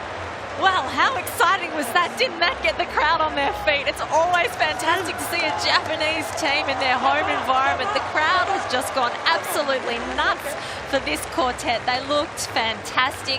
I think they all just ran way above themselves, and that's what a home crowd can do. But watch these 4. They definitely look like they have a lot of potential heading into those Olympics next year. They're very appreciative of what the crowd did for them, and so they should. I feel like they gave them an extra couple of seconds up their sleeve. Wasn't Walsh fantastic out of the blocks? I was just going to say, I mean, the tone was set. If ever you want to set a tone from the off, did it with Walsh. A fantastic first leg. It's always difficult. It's such a big stagger.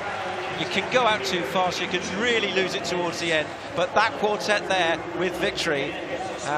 Japan and Belgium, the qualifiers. Well, I mean, the US only ran a low 3:02, and we've just seen Japan run 3:02.55. So, you know, it's not out of the ordinary to speak about them, you know, being very close to the USA tomorrow in this final. So hopefully we get a heap of Japanese crowd behind, because it's going to be one of the favourite events now, I think, along with that men's 4x100, where the home crowd has got a lot to cheer for.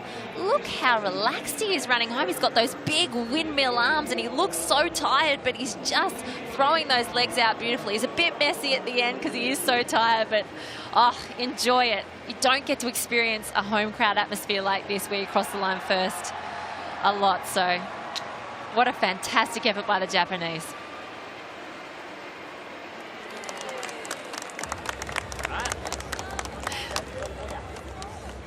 And they were pleased with it outside as well.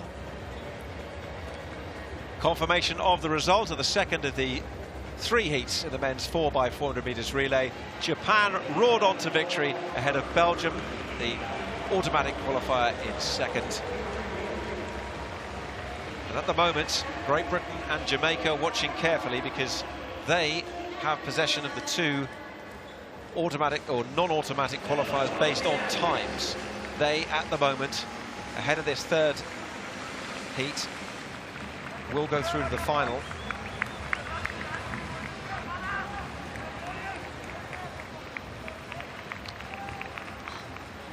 Third and final heat then, and the runners out on the track.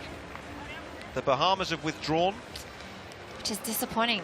Stephen Gardner was going to be running that anchor leg, but because it is so early in the season, some of the athletes, as they're warming up at that intensity that they wouldn't have done for quite a while, can feel little niggles. It's a long season and they probably want to protect their bodies a little bit, but it's hard when you're letting down your relay teammates, isn't it?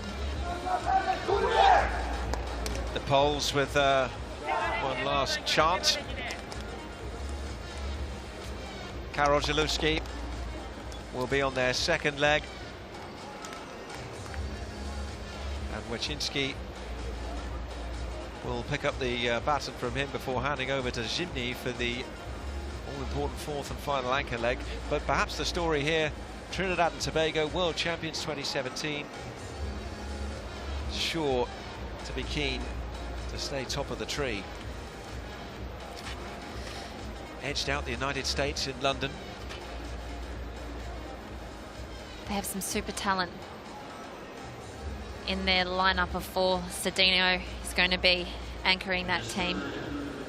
Cedinho, prodigious talent, run a really big 3rd leg in that World Championship victory. He will be the anchor this time round.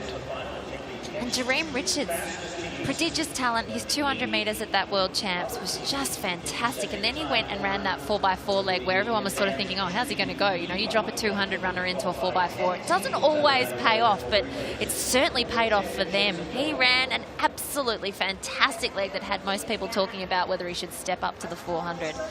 But he's got great speed and is always handy if you can drop in a fast 200 runner who's also able to finish off that 400. And Richards won that Commonwealth Games gold medal. Well, he didn't cross the line first, did he, last year in the 2018 200 metres. After Hughes was disqualified, he picked up the gold medal. But Cedinho was 4th in Rio at the Olympics. He's got a 44.01 PB. I'm tipping he'll really desperately want to drop under that 44, because not a lot of men have dipped under that 44. And you can highlight there, just to those who are new to track and field, just what a pace you're putting on there. Well, I think only 18 men, I mean, don't quote me, it's around that mark, have only ever dipped ever in the history of track and field under 44, and he's got a 44.01. He's a quality athlete, and this Trinidad and Tobago lineup, most countries would be happy with one of them, but they've got 4 quality athletes. The South Africans are going through a very good spell in sprint running. They've excelled at a number of national championships, junior championships around the world in recent years. And Gardio Isaacs is on their opening leg. There he is. do you know what he does before he races? He watches videos of Wade van Niekerk, the world record holder from South Africa in the 400 metres, just to get a little bit of inspiration. Everybody hoping to see him back to full fitness and performing in a World Championship year. So the South Africans are the outside lane now in lane 7. Here are China in 6, with Feng leading them out. Wu Yang and then Yang Wu on the anchor leg. The Netherlands, Terence Agard is on the opening leg. Tony van Diepen will take the 4th. And here they are, world champions from 2017. Dion Lendore, the multiple medalists at World Indoor Championships. Richards, Guevara and, of course, Cedeno complete their team. The Poles will be dangerous in lane 3. Kovaluk on the opening leg with Zalewski, Kaczynski and Zimny. The Poles are the typical, you know, when you drop 4 athletes who on paper don't necessarily look like the fastest 4, you put a baton in their hand. The Polish team have got fantastic history in 4x400s. Even they hold the world record in the world in the indoors with the 4x4 when they took down the US in 2018. Quality team. 3rd and final heat. Poland in 3, Trinidad and Tobago 4, Netherlands 5, China 6, South Africa 7.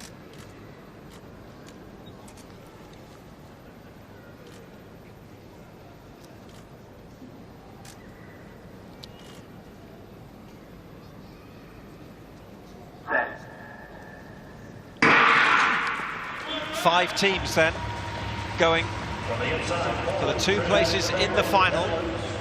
China led off by Feng.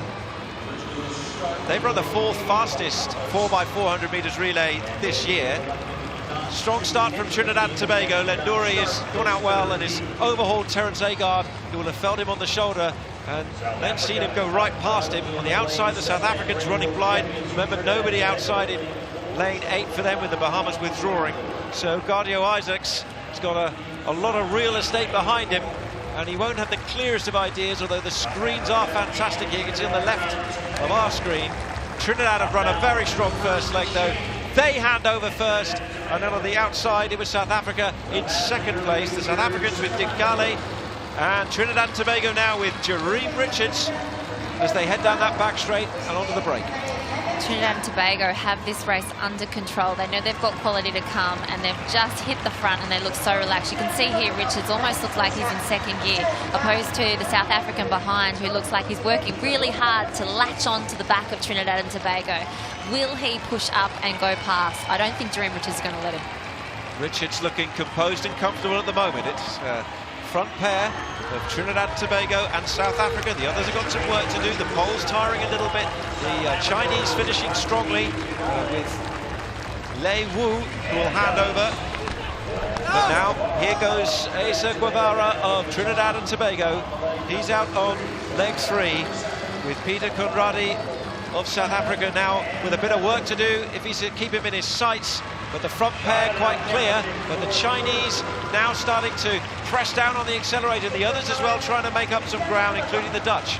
You can see the talent that Trinidad and Tobago have in when they get the baton, they're able to use their acceleration to get a handy lead, and then they're just relaxing that 3rd 100 just to make sure they leave something in the tank for tomorrow.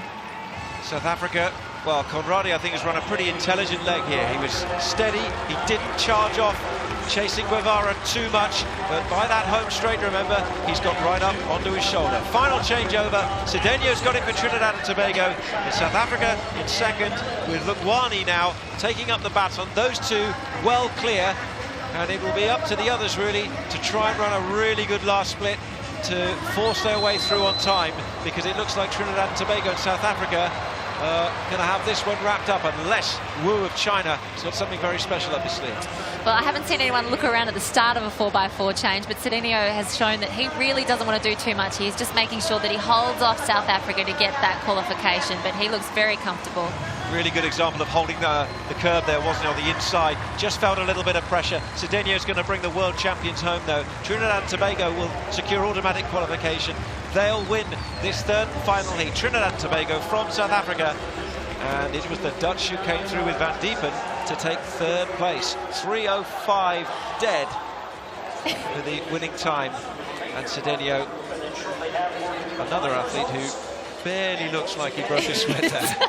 He looks like he was just going out for a Saturday stroll. He looks very comfortable. I'm sure he's hurting a little bit more than he's showing us, but that's the quality of the athlete. He's able to just make sure that he gets the qualification done.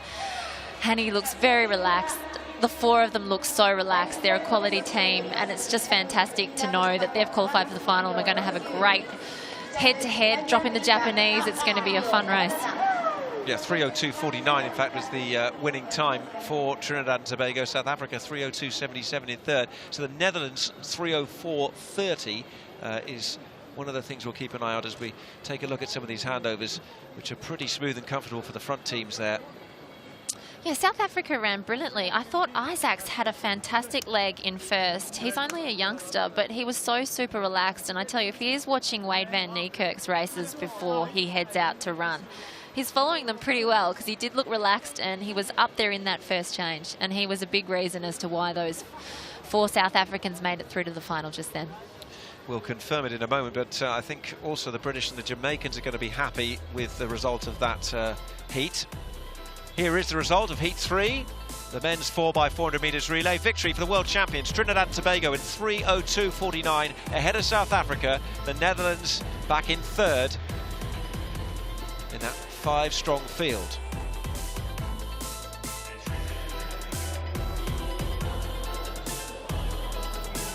Here are the qualifiers, led by the defending world relay winners, the United States. 3:02.06 was the fastest qualifying time. It could be a battle between them and Trinidad and Tobago. Good news for Great Britain and Australia, they also qualify.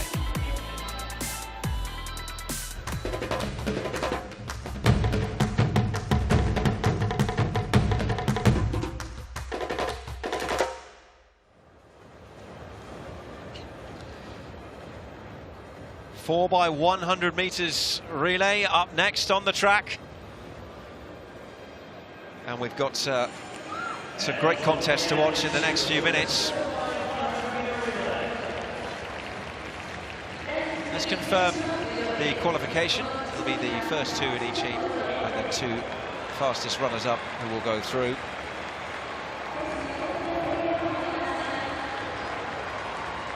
It's a stacked first heat, which includes the likes of Trinidad and Tobago, United States, Brazil, and the Poles should be dangerous too, with European indoor champion Eva Swoboda on their anchor leg. The Japanese will have tremendous support. We've already seen how much noise there is inside this stadium.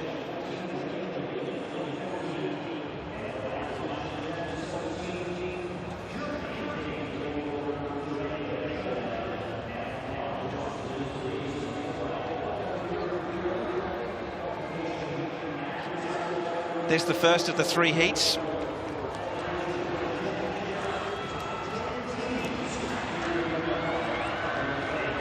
China, Ukraine, South Africa, Poland, Japan, USA, Brazil, Trinidad, Tobago, they're all in this one. 2 years ago, story of the 4x1s really. Germany upstaging the odds. Both the US and Jamaica not involved in the final shakedown. The Germans winning in Nassau in a thrilling final leg. Swoboda is a fantastic starter when she comes out of the blocks, but of course she'll be on an anchor here, but she has got great acceleration when she's away. She's been a real star in Polish athletics, emerging in recent years. Well, I'm delighted to say that joining me in the commentary box, Tamsin's just gone for a timeout, and I've got Gail Devers with me, who's an IAAF ambassador this week for this event. And Gail, well, I could run through all your achievements with the US, but 5-time IAAF world champion, a 3-time Olympics champion, hurdles and flat. We're looking at Eva Swoboda, a great young talent at the moment. It's great to see you here. How much are you enjoying these world relays so far? I am having a ball. This is what track and field is to me. You know, I look forward to doing the relays just because it's that fun event and it's the excitement. So I can't wait to see what they'll do in the 4x1. I was excited to see the shuttle mixed shuttle hurdle relay earlier, and that just got me going. Now you'll have to remind me in a few minutes' time to come back to you to talk about those shuttle hurdles. Okay. because I want to know how much you would have loved to have done that yourself. Yes, yes. As a brilliant sprint hurler. We're looking at the lineup though, and the athletes getting ready. Just talk me through what these moments used to be like for you as you were getting ready to race. The crowd is getting all excited. The PA is going around. Right. What, are you zoning in, zoning out? What's happening? Well, you know, the crowd gets you excited because you want to get out there and you want to perform well because they want to see a good performance. And you know, depending on what leg you're at, first leg is always like, okay, I got to get out the blocks. I got to set the relay off to a good, you know, a good pace. And for me, I was either second or anchor. So for me, it was about getting my mark and making sure I give a good target. That's the main thing. Get that good target. Don't look behind. Don't stop. Get the baton and just go. Just how much does your training come in? Because in the all the cut and thrust of a 4x1 in particular, it must be very easy for it all to just go away at the last minute. Well, you know, training is important. It's hard when, like for the U.S., I know we didn't get together a lot. Like you have like the Polish team, the Russians team. Those teams actually work together a lot on their handoffs. We get together and it could be different people at different times, but your training comes into a point because you're in shape and you're ready to go. Well, here's the lineup for this first of the 3 4x100 meters relays. And on the outside, Trinidad and Tobago have Camaria Durant on the opening leg. Lane 8 will be the Brazilians, Andressa Fidelis, Martins, Krasuki and Rosa. Krasuki's the South African record holder over the short 60-meter distance indoors. Mikaya Briscoe of the United States, a very strong collegiate performer over the last couple of years, and the support outside from the US team who are watching. Here are the Japanese, big roar for them, Anna Doi.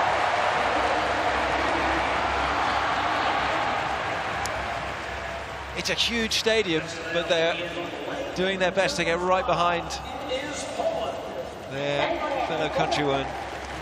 Kamila Siba of Poland will get them underway in lane 5. The South Africans have Rose J, Tamsin Thomas, Hoffman and Mamaltu on the anchor. On the inside lanes now, Anna Protesina of Ukraine.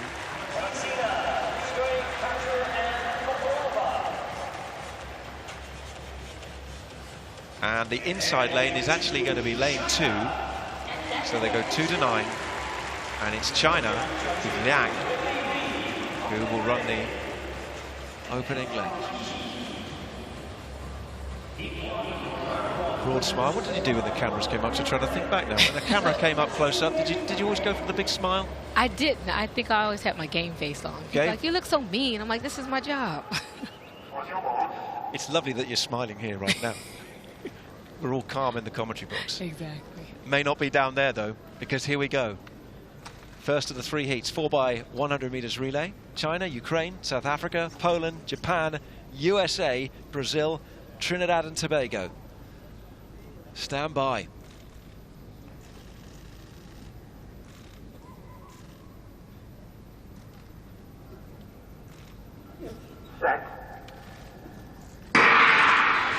Clean start as well. US out in lane 7, gone out fast. Briscoe, 2017 collegiate champion. First handover now, far side, clean the Americans away. And streaking down that far side. Michelle Liai of Trinidad and Tobago is on the outside in lane 9. Next handover, real problems to the Brazilians in there, but the Americans are clean again.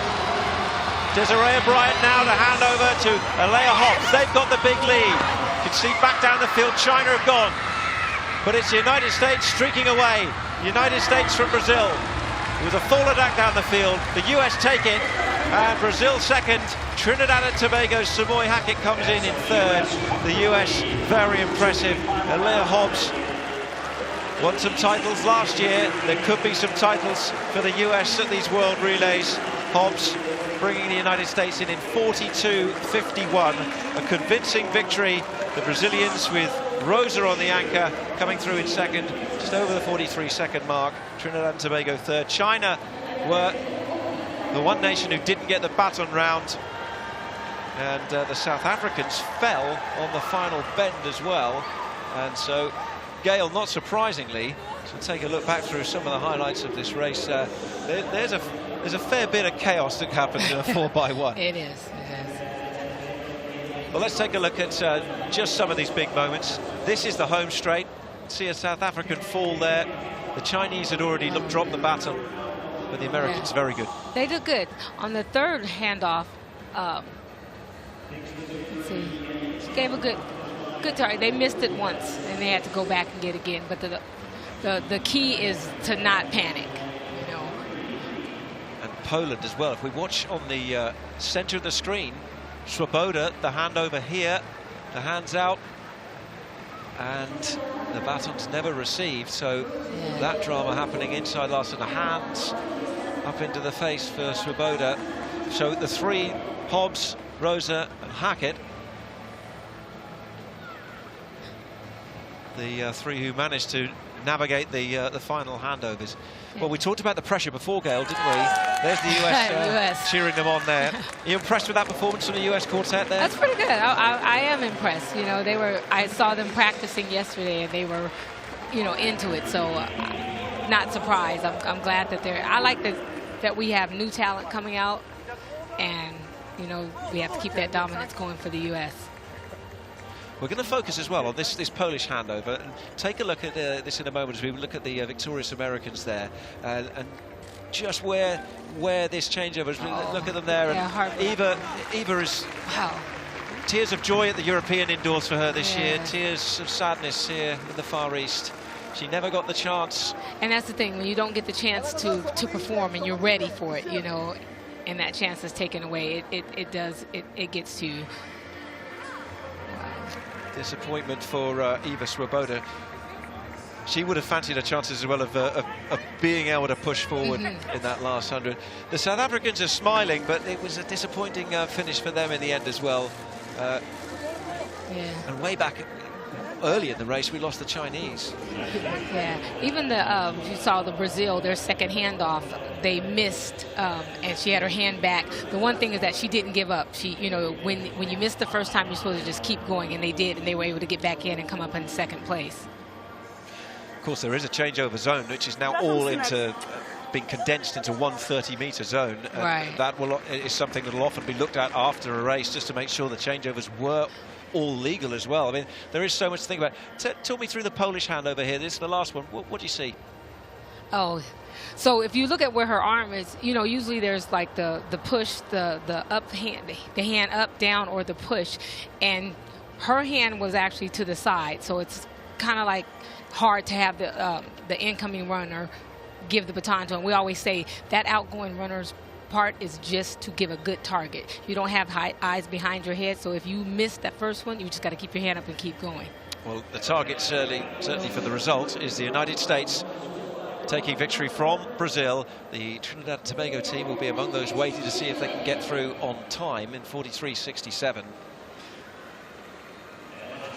Here come the athletes for Heat 2. We'll see the likes of Canada, France, Nigeria, Great Britain in this one. Gail, you talked about the handovers there as well. It's something that if you watch a lot of relays, you'll see that different nations have traditionally done different things. The push technique seems to be most popular now. What did you used to do when you were doing it for the US?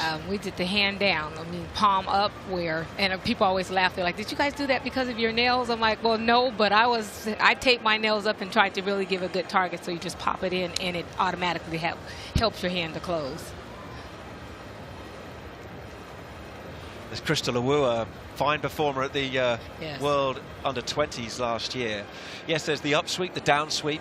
Right. Different nations have gone for different things. Often the Europeans have done different things. But we've seen a lot of the push where basically the baton is vertical, effectively, as it's handed over. And that's seen these days, it seems, as the cleaner way to do it. It seems like that's the cleaner way, and people are doing that. Mine was back in the day, as my daughter says. I love watching, you know, now being a spectator and not being out there. It's interesting to see their faces, and I'm like, were we like that? I guess we were. When you watch like you do now, Do you think back to your career and what you were doing in this same situation? And do you ever think, do you know what, if I had my time again, would I do something in the build-up differently?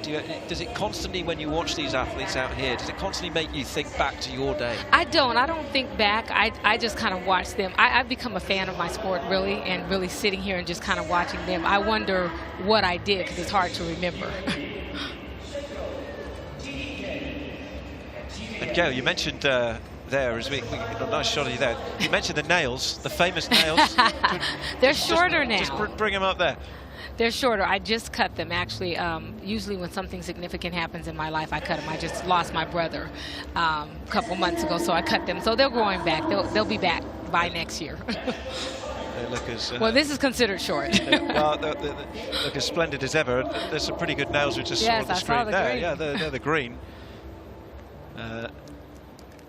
I suggest they belong to Joyudo Gabriel of Nigeria. Well, I mentioned the teams we've got coming up here: Canada, Great Britain, Ghana, Thailand, Denmark, France, and Nigeria. Got any early insight on who we might be looking out for in this one? I'm curious to see what. Actually, I'm curious to see what Nigeria and Great Britain are going to do. But it's hard to say. You got Canada. This is, the relay is one of those, because of the baton handoff. Anything could happen. You can have your favorites or those that you think, but if they don't get a good baton handoff, it could go south. Canadians with Farah Jakes on the lead leg. Mentioned Britain. They've got an experienced group: Asher Phillip, Desiree Henry, Ashley Nelson, and Daryl Nita. I do like that. I just saw Great Britain as she was coming out. She gave a handoff, kind of gave a good target, so you know what they're going to do. Been working on handoffs. Crystal Awuah from South London.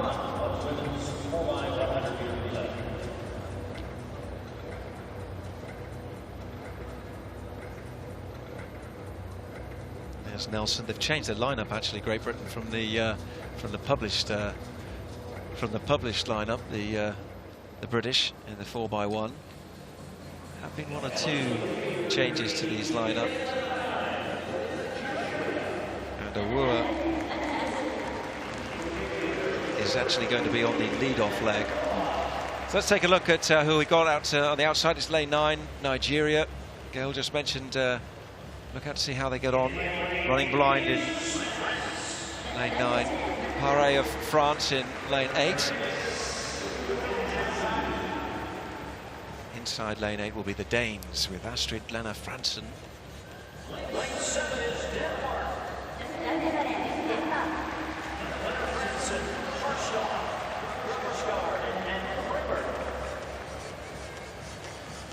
This is Thailand. Chatta takes the lead-off leg. US topping the season's list ahead of China and Jamaica, but it is early in the season. There have been the annual pen relays that have taken place recently. That's the Ghanaians, with the multiple African medalist Agyapong leading them off. Here's Great Britain, Crystal Awuah. A big talent for the future and a big stage for Crystal to perform at. Farah Jakes of Canada, a broad smile. We don't see all game faces here then, Gail. There's a good mix. We've got some who are serious, stern. That would have been something I would have had to learn, to smile.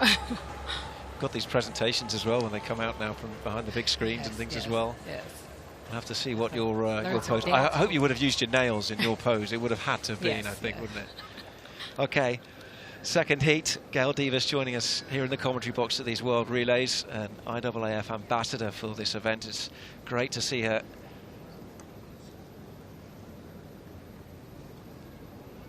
Canada, Britain, Ghana, Thailand, Denmark, France, Nigeria. It's the second heat, women's 4x100 meters relay.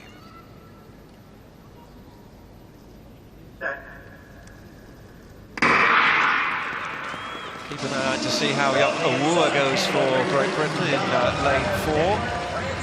And the Canadians with Farajates doing the handover. First handover's away, and Britain clear for Desiree Henry, back from injury. On the outside, though, the French are looking very good as well.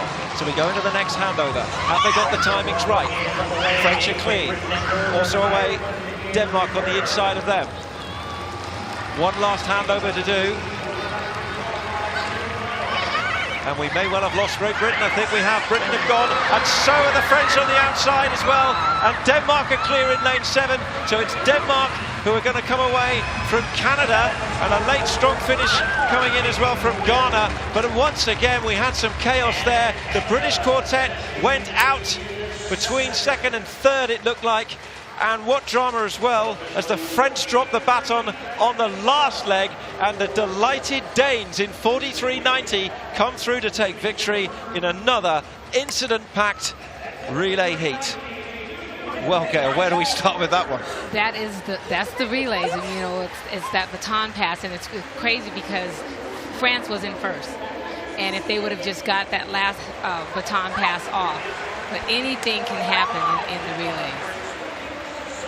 Well, Desiree Henry was off down that back straight and is left to contemplate just what went wrong. Awua got them off to a pretty decent start.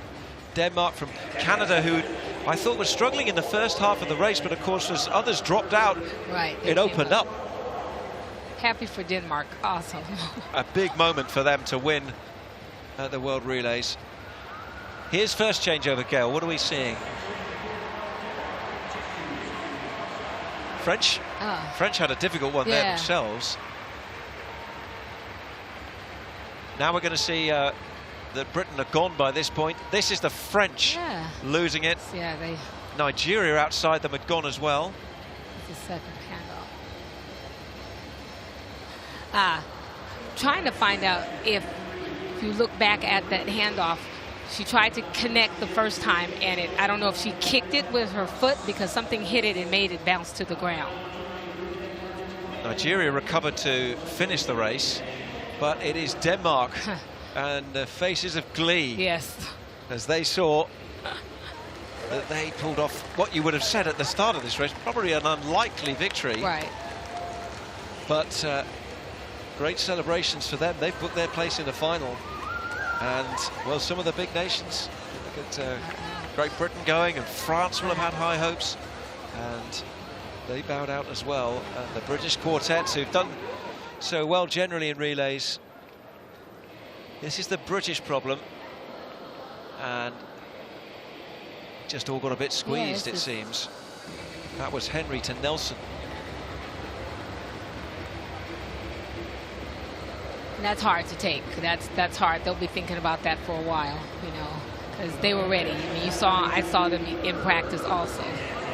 They've been in Japan for some time now, getting ready for this World Relays, acclimatizing, working on things, and all they can do now is analyze it back and try to move forward. Of course, top 10 finishes in these World Relays do book a guaranteed place in Doha at the IAAF World Championships at the end of September, so Britain will not be one of those booking a place. So we've got one more to see, and we've had plenty of headlines for through the first two, Gail, haven't we? Yes. So, I mean, if you were going out there to talk to some of them and say, right, some of those that we've seen the tears of the Poles, we've seen the British there, we've seen the French drop it right at the end. What would those? Is there a couple of bits of advice you could go down there and give them right now? You tell them you give a good target and you hold it. You can't start fumbling. If you miss it on the first pass, you don't have eyes behind your head. It's the incoming runner's responsibility to get the baton in your hand.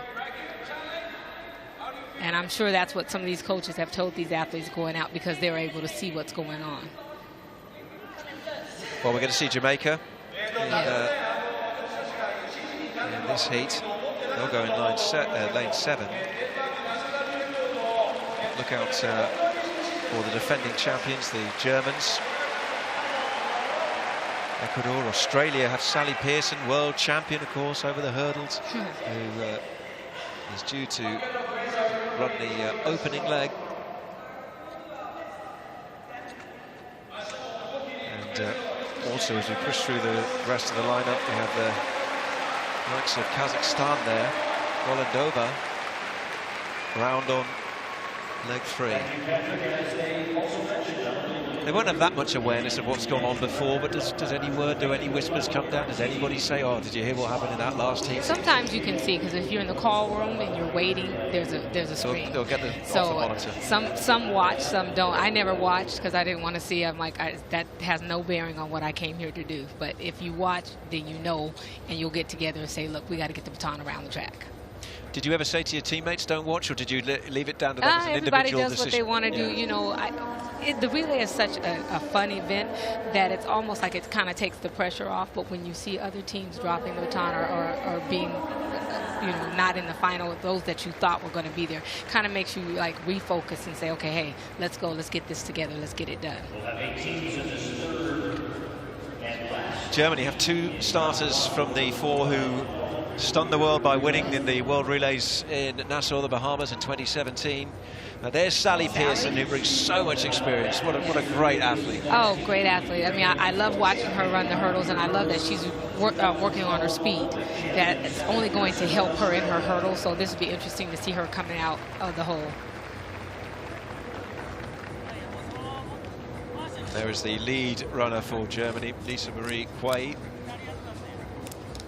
Look out for Maya and Hasse. Hasse's on the anchor leg for the Germans, and she was the athlete who carried them to victory. There she is. Yeah. Big victory a couple of years ago. What was a dramatic final in the Bahamas. 8 teams preparing then, 32 runners about to take on this track at various different points. We have seen loads of incidents in the first couple of heats. There are 2 places up for grabs automatically.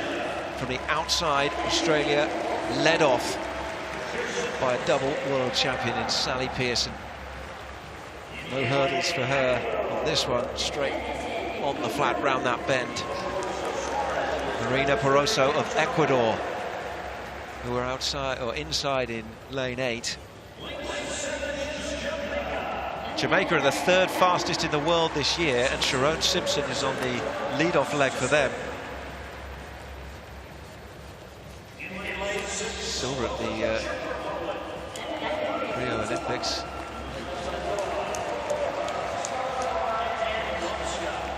There's the Czech Republic, Sedlova. Handing off to Perkova, and then Domska is on the anchor. Talented Irish team. There's a lot of promise being shown. Cara Neville on the opening leg. Got a European junior champion in Akpe Moses. Now there's a present. Okay, I like it. Herrera Abreu of Italy. Kazakhstan team. Kashafat Danova. They'll be in lane 3. And I'm sure there'll be a good reception for the Germans. Yes. Lisa Marie Quay. Will they feel any a little bit of extra pressure? Other teams will look at them now and say, well, we want to knock the Germans off their perch. They won it last time. Well, you know, when you're on top, there's always that, you know that they're gunning for you, but you also know the talent and the depth that they have on their team, so all they have to do is do what they know how to do. What gets you there keeps you there. I thought Heat 2 was chaotic enough. I'll mention there's been a disqualification in the second heat as well. I'll talk about that after we watch this third and final heat. So the teams from the inside, the title-holding Germans from this event in 2017, then Kazakhstan, Italy, Ireland, Czech Republic, Jamaica, Ecuador, Australia. Heat 3, 4x100 meters relay.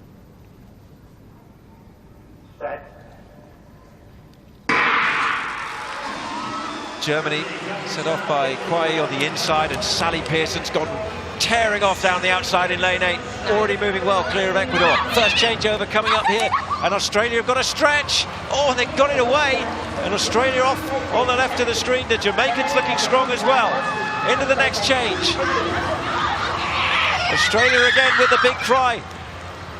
And they are away, although their third leg runner has gone down. Jamaica looking good. Germany now will hand over to Hasse. Hasse on the inside, the defending World Relay winners, Germany with the lead. Over on the outside, Australia. Jamaica finishing strongly as well. And it's tight, but it's Germany from Jamaica.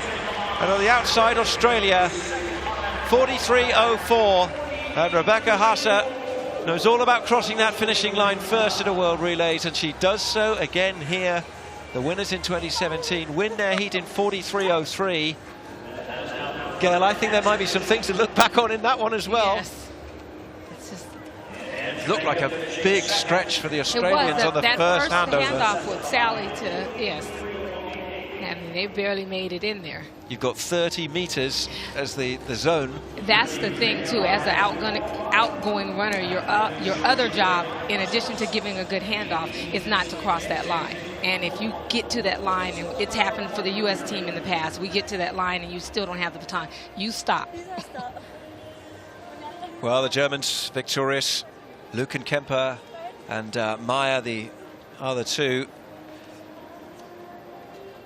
Well, let's take a look at change over there to the third. As you saw, like tripped on her. Looked like there could have been a possible injury there. And here's the home straight.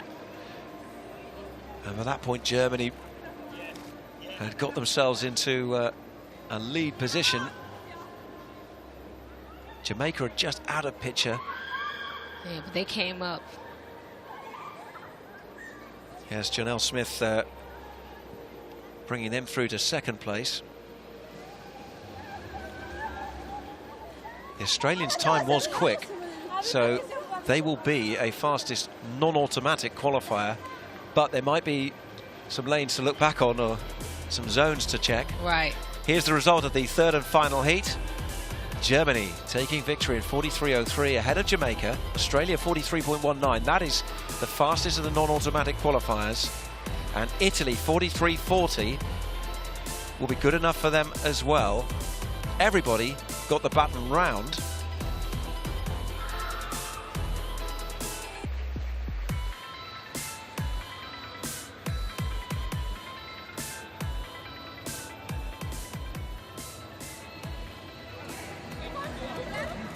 Well, Gail, we were talking about the Australians as we just look at the Italians there, who I think the grins on their faces tell them that I think they believe they're quickest. There's the Australians. Possibly just a little bit of apprehension from them at the moment. Although they're not in. Not now. Yeah. They figured it out. Because they've seen the qualifying list go up on the screen. So the summary shows Australia are there with 43.19 and Italy. So both came through the third and final heat. But the qualifiers are led by the United States, the only sub-43 second team. Germany, defending World Relays winners, second fastest. An eventful first night. Gail, before we lose you, just give us a little insight on what you're up to. You're here this week as an ambassador, and what life is doing for you at the moment. Life. I am doing everything motherhood. You know, my girls, I have two girls, one's 13, one's 11. They're both getting ready to transition into high school and middle school. And, you know, I wanted to get back into my sport. I want to give back to the sport that's given so much to me. So it's an honor for me to be ambassador and to be here. And I'll be back. This is not the last that you've seen of me. Well, we are certainly absolutely delighted to have had you up here and to talk us through those 4x1s, bring us some great insight. It's lovely to see you. Lovely to see you on the world stage in athletics again. Gail Devers, thank you so much for joining us in the commentary position here in Yokohama. So, Gail will leave us, and let's see what we've got coming up next down on the track.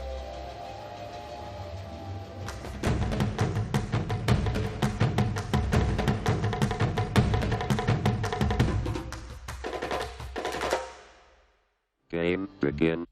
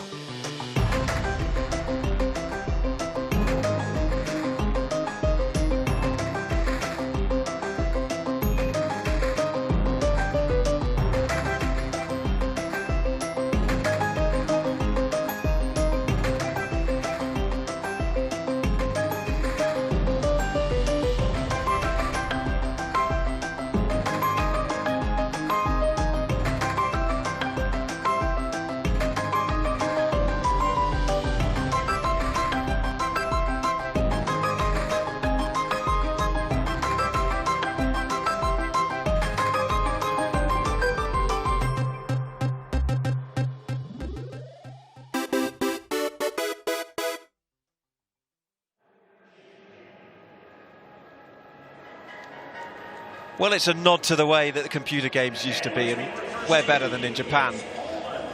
To be a bit of a throwback as we head to innovation. The 2x2 by 400 meters mixed relay final. 18 runners taking a step onto the track and potentially into history. The Polish team is Anna Dobek and Patrick Dobek.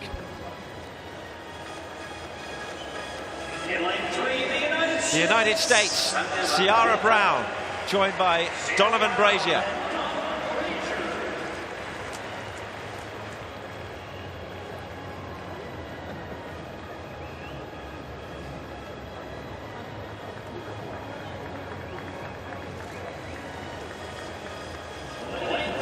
In lane 4, the Australians, Katrina Bisset, joined by Joshua Ralph. Bisset's the new national champion. And Ralph, a former Australian champion over 800 metres. It's thought that this is an event that should play to the strength of an 800-metre runner. Belarus. Arzabasova. Valanusti. World champion in 2015, Marina. Listen to the cheer for Japan.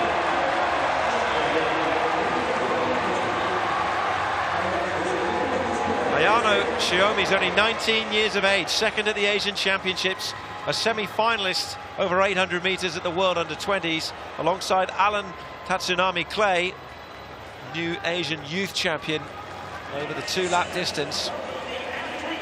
And here is the athlete refugee team.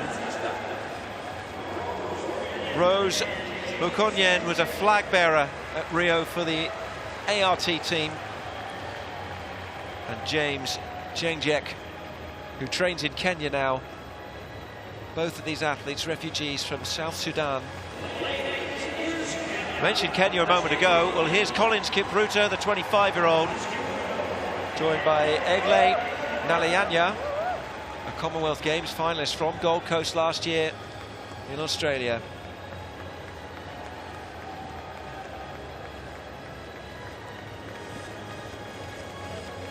And completing the lineup, Papua New Guinea. Donna Cornell,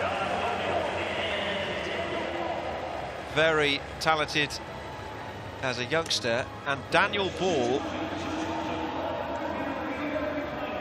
Cornell's now 26 years of age. Ball is actually entered in every event that he physically could be in Papua New Guinea. So Tamsin's back with us, and well, what do we expect we could see here? Oh, I almost feel sick for them. I think we're going to see some nervous faces out there. To have a minute, less than a minute between running a 400 is excruciatingly painful. We've got some star athletes here that are willing to be the guinea pigs as such and trial this out. Arza Masova is a previous world champion over 800 metres. She's actually coming back from the birth of her second child, and so this is her first race since 2017, and what a way to come back. I don't know if that's the smart move, but I tell you what, she's throwing herself to the wolves by putting herself in this event. You spoke about the refugee team before. They've got a great story. They fled South Sudan, the both of them, at separate times, and they're actually training with a group of athletes with Tegla LaRoupe, the former marathon star in Kenya. Also interesting, of course, to see what lineup you want to go. And as we run through and see Shiomi there in Japan in lane 6, the Kenyans will go out with Kipruto. There is that former world champion from Belarus, the Australians with Katrina Bisset. And there's Ciara Brown. Loves her fashion. She's kept the hair blonde these days. And Anna Dobek on the inside. I like that you know that she likes her fashion. She does want to be part of New York Fashion Week one day. So at the moment, though, we've got her in athletics, and the Americans are the ones to watch. You think about ways in which athletes motivate themselves as well. Talk about that. Here we go then. A little bit of history at these World Relays, 2x2 by 400 metres. And the Kenyans with Collins Kipruto, remember, have gone out with the male. Athlete refugee team just falling off the pace early. This is the thing, the interesting thing will be the tactics. I think obviously for the females, you just bunch up together and try and play a bit of cat and mouse. Sierra Brown from America knows that she's the strongest 800-metre runner in the field, so perhaps it's smart for her to just stay with the females, and then she knows that she's going to be passing the baton to Brazier, who is in fantastic shape. He came third in the Diamond League in Doha with a 1:44 run, so that might be a smart tactic by Sierra. Pacing your run will be so crucial. The Kenyans hand over first. Kipruto now thinks about a breather. Papua New Guinea actually also went male, female. The US now with Donovan Brazier, who will be hoping to just wall in the field a little bit from back there in third place at the moment. This is a one-off final, a first in the World Relays, and at the moment a big lead. But Kipruto is there, poised, bouncing, and looking pretty fit and ready to get the baton back from Nalayana, who is at the front for Kenya at the moment. They've got a big lead, but the bunch has come up behind them, and there's all to race for. Well, and that's the interesting thing. It's keeping one eye on the athletes that are running and one eye to see how the athletes are recovering from that first lap. They look like they're all ready to go. Nobody is out of the way. Interesting tactic. The Kenyans are using the full changeover zone. Don't know if that's the nicest thing. Yeah, the majority of this second leg was male. So Kipruto now has the baton for the second time. Sierra Brown has as well. How have they recovered in that time that they've had? 50 seconds or so that they will have had. Kenya lead from the United States. Australia are in third position. Katrina Bissett is now on her second leg of 400 metres. You can see physically the legs are tiring there on that back straight. This is slowing down, as you would expect it to. Well, Brazier recovering for the US, the Australians poised to go as well. And Brown's done what we thought that she would do. She took the first 400 a little bit more conservatively, and she is working the second 400. But Bissett from Australia is really working hard. She's a strong athlete at the back end of her 800s, and she is coming home strongly over Brown. And she may even give that baton to the Australian in Ralph in that second position, but as we see with the female in the front, it's all to play for. They're urging them on. Kenya have got a massive lead. Australia are second, America third, but the Kenyans have Nalayanya, remember, the 2018 Commonwealth Games finalist in the front, and look at them then now starting to chase. Nalayanya, well, just take a look at the screen, she'll see them behind her. They're piling up. Ralph, Brazier. Those are the two causing the most problem at the moment, and the Kenyans can see that lead starting to slip. Brazier has put his foot down for the US. Has he got enough left? Coming round to the home straight. The Australians there with Joshua Ralph as well, and here they come. It was a huge Kenyan lead, but Brazier's eaten it up, and he's streaking away the history for the US in the World Relays. The US are going to take it. Australia second. And the Kenyans run out of the positions. And Donovan Brazier brings the United States home to victory in the first ever 2x2 by 400 metres mixed relay final. Sierra Brown and Donovan Brazier. And the Kenyan tactic, which looked so good for three-quarters of that race, just faded as Nalayanya had just nothing left in the last 150 metres. Loved it. How fantastic was that? And it was brilliant the way that it played out, how you had the pack, the male pack chasing the female Kenyan. It was just a fantastic race of cat and mouse, and the quality team won in the United States, but didn't Australia lift and run fantastic with Katrina Bissett and Joshua Ralph. And a placing for the Japanese. I mentioned the Kenyans had been run out of it to finish fourth. It was the Japanese who came through to get that final place through clay. But there are the winners. And this is how it all shook down on the final handover and the last 400.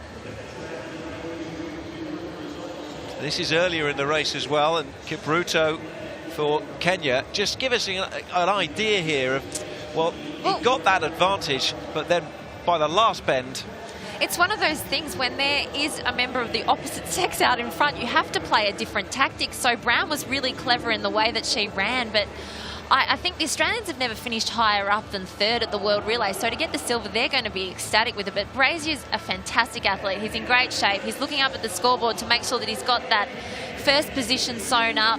He's grabbed his singlet. He's proud to be running for the United States. And they're pretty stoked to win that first... get that first position in an inaugural event, and I think it was pretty exciting. It's one of the innovations that I believe worked. It was great to see, and I hope next time that a lot of countries have seen how it's played out and they'll come out and have a crack at it. But it looked painful. They were very brave to be out there doing that, but gosh, aren't Brown and Brazier just fantastic athletes? As we see the Australians of Bissett and Ralph, what a fantastic little double. They're pretty stoked, I'd say. They should be stoked. I mean, Bissett, she's taken her 800-metre time down by 9 seconds in the last 2 years. She broke 2 minutes at a uni meet in Australia, where she just led from gun to tape and won the race by a ridiculous margin. So she's one to watch leading into Doha World Champs. Everything that she's doing on the track at the moment is a learning curve for her, but she's taking it in her stride. And as we saw, Japan finishing there in third. They'll have to be pretty happy to be in those top 3 positions. Look at how happy they are. I don't know, I didn't expect to see too many smiles on the faces of people after doing that event, but they look pretty happy.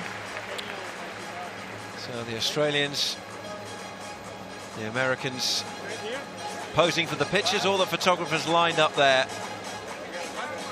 Brown and Brazier. Well done, partner. It's good seeing just the two of them out there, the male and female, together. I think it's a great innovation. And there's our winners, the United States of America, the 2x2 by 400 meters mixed relay final. It proved an absolute cracker here in Yokohama.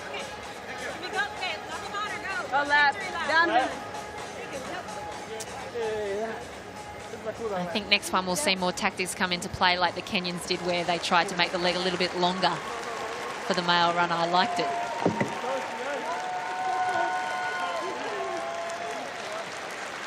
Well, you talked about Kenya there, and there is word reaching us in our commentary position that possibly Kenya may be disqualified.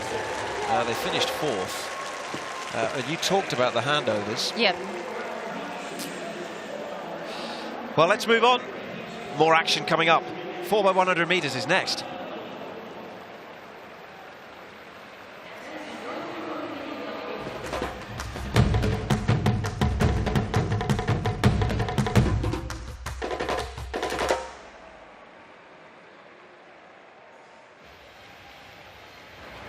So the crowd are being treated to some fantastic action on this first night of these IAAF World Relays here in Japan. And now it's the men's turn for the 4x100 meters. Well, if it's anything like those women 4x100s, we're going to know that we're going to have the gamut of emotions. There's going to be highs and severe lows. It was very intense out there watching. A few battens dropped down. There was a lot of screams and a lot of tears.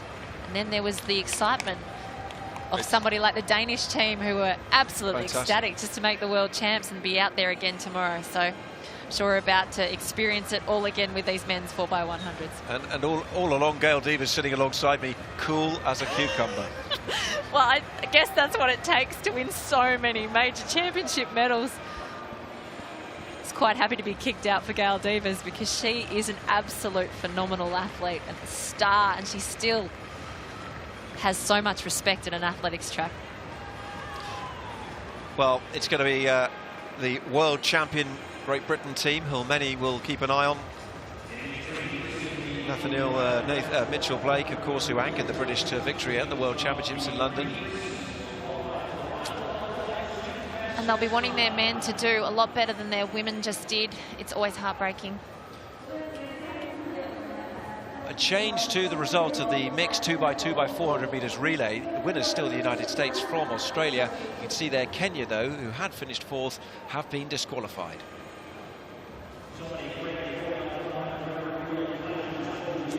It's always heartbreaking to see your fellow country men and women have an incident in a relay, but they'll know that they've got the job to do out there, and they can change their luck around if they turn it around and they can make it through to this final. It'll pick up the environment back at the Great Britain team camp.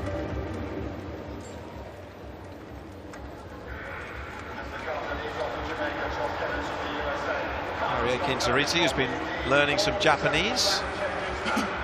That we saw in one of our opening features at the start of our broadcast. He will be on the second leg. Which is interesting, because you often see Harry running that final leg. So it's interesting that they've got him on the second. Jamili's obviously running the third leg for them, and he's a fantastic bend runner. You don't win just miss an Olympic medal in a 200 metres if you're not a good bend runner. 3 starters from the World Championship 2017 team. Of course, in the World Relays in 2017, it was a very different story for the British. They had a botched handover on the last handover with the race still very much there. Yeah. And, of course, it wasn't a good night so far for the British 4x1 women, who had a button change failure between legs 2 and 3. There's CJ Uja. Got a good feeling about the men. I think they're going to get it done for Great Britain. Such a reliable starter. Jamili, such a start. He'll go on the bend before handing to the man who anchored the British win in 2017 so superbly. Almost waiting off the US. Almost waiting for Jamili just to do something huge in the sport of track and field. He quit soccer in 2012 because he was a brilliant soccer player to concentrate on track and field, and he's just missed that Olympic medal in the 200 metres. I think Tokyo next year will be his year. The South Africans there with Emil Erasmus on their lead-off leg, and over on the third leg is Anoso Jobodwana, and there's Akani Simbini, who is a very dangerous threat on the final leg. Yeah, he was brilliant in Australia last year at the Commonwealth Games to take that gold medal, where it was a bit of a shock gold medal. Everyone was sort of looking at Johan Blake, and he just came through and ran a brilliant race. Here we go with the lineup then. The Indonesians on the outside there, who feature the World Under-20 champion Zohri on their second leg. Here's Trey Williams, known as Quadzilla, fastest Aussie for a decade, on the lead-off leg for the Australians, who are without the injured Jack Hale. And Rowan Browning, their fastest for the year, is also out, so they're a bit depleted, the Aussies. The Jamaicans, World Championship bronze medalist 2013, Nesta Carter, is on the opening leg. Taekwondo Tracy on the anchor, Fulton Dwyer second and third. Kevin Krantz will get the Germans off, the reigning champion of Germany. Germans trying to erase memories of disappointment in the final of the European Championships as the Venezuelans, who have to say fantastic credit to see the Venezuelans here at these World Relays. Aguilar will lead them off. This is their only team in the 4x1s. The South Africans with Erasmus on lead-off leg. And here are the British. 3 starters from the World Championship quartet of 2017, including CJ Uja. Not really seen the polls too much so far, and Wojciechowski, the 5-time Polish indoor champion, will actually run the lead-off leg from lane 2. Kopek on the final leg, and Don Nascimento, the 24-year-old from Brazil, on the inside in lane 1.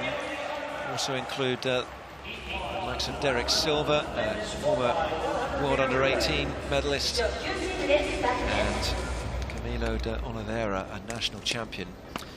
There's the British in lane 3.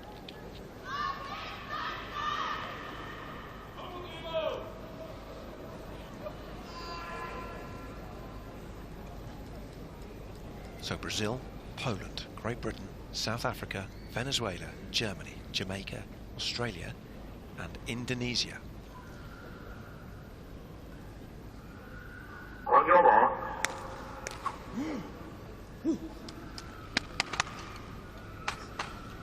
settling in their blocks. All 9 lanes for this one. The first heat. Men's 4x100 metres relay. CJ Uja looking to get Great Britain off to a typically fast start.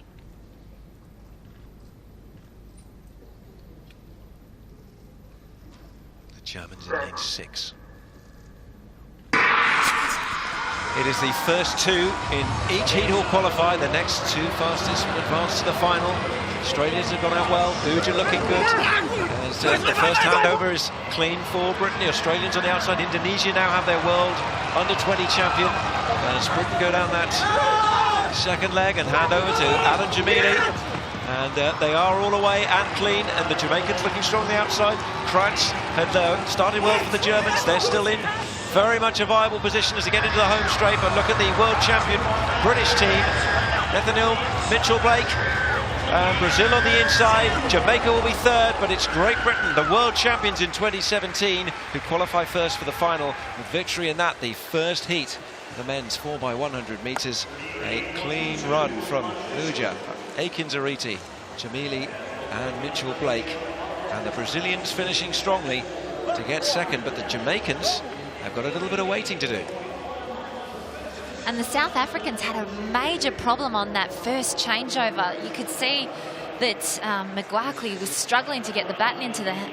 Erasmus was struggling to get the baton into the hand of McGuackley. And Simbine on that last leg, geez, he's in shape, but he was given too much work to catch up. He managed to get them into 4th, but it was just too much work to do after that botched change on the first leg. So we can see there's McGuackley. You can see in his face, he knows that they've made a mistake at that first change. It was very, very messy. And even with a quality lineup, if you don't get those handovers right, the end result really suffers. Well, it's an early season time of 38.11 for Great Britain, but it is the fastest in the world in 2019. And no mishaps for them, but let's take a look at the first changeovers. And we're looking at South Africa pretty much in the centre. Just see them there, oh. Stop, and yeah, it's just really messy. You can see them in the middle lane in the green. And the poles went on the inside. But when all was said and done, it was Britain cleanly through for victory. Just a good job. The Great Britain's needed that for team morale, so it was a good uplifting run. Taekwondo Tracy just having a little bit too much to do for Jamaica, who finished in 3rd in 38.51, so they go into the waiting game. Which you wouldn't say that a lot in the past with Jamaica, would you? The times have changed. The teams that we're talking about as powerhouses for the men's 4x100, you know, you're talking about Japan, you're talking about China, and Jamaica's struggling to make finals. So it's amazing what happens when you lose some of your star athletes.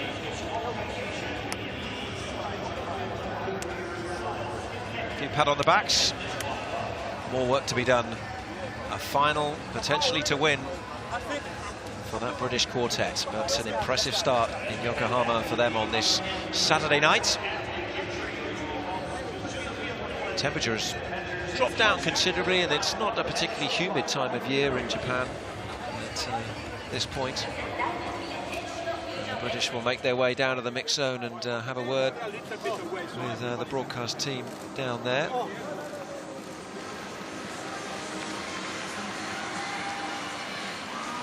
Heat 2 features France, the likes of Zimbabwe in there as well, the Netherlands, Czech Republic. And we'll see Ramil Guliev from Turkey, the world champion, strolling along at the back. I'm going to take you back to the 2x400 metres briefly, just to confirm what happened, because there was a disqualification. Let's confirm the result for you. It was victory for the United States ahead of Australia. And see at the bottom there, Kenya disqualified.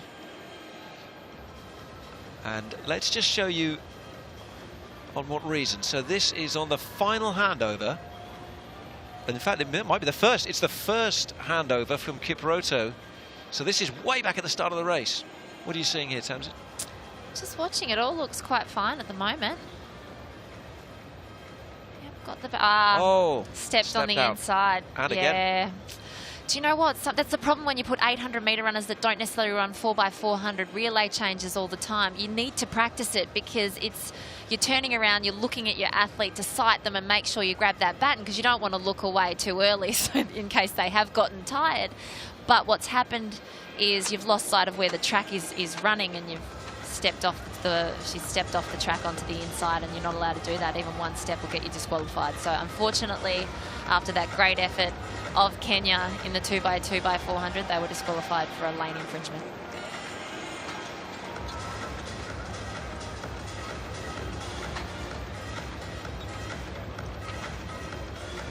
Meantime, it's heat 2, men's 4x100 metres relay.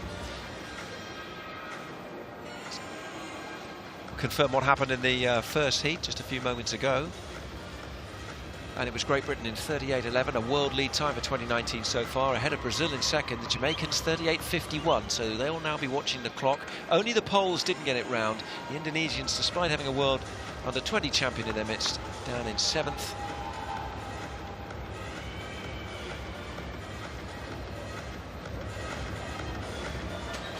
It's a shame we won't get to see Zori again. He's an athlete with great talent. He was born and raised with not a lot of money, and when he won that World Juniors, he went back and they renovated his house. They were stoked for him to win that medal. I'm sure we'll see a lot more of him though at the World Championships later in the year. And there is the world champion, the European champion, and a winner in the Diamond League in Doha, the season opener last week, Ramil Guliev. A big year for him. A Diamond League season that started in Doha and that he will want to finish victorious, of course, in Doha later this year at the World Championships. And they spoke about so many people filling Usain Bolt's shoes in that sprint. And I don't think anyone would have spoken of Guliev stepping up, but he has stepped up very well to fill those shoes, winning the 2017 World Champs and then the Euros last year. He's a quality athlete, and he started off this season like he finished off last season. That's the Zimbabweans. They'll be in lane 3, and here are the Dutch. Christopher Garrier on their lead-off leg. The teams to keep an eye out for will be the Czech Republic.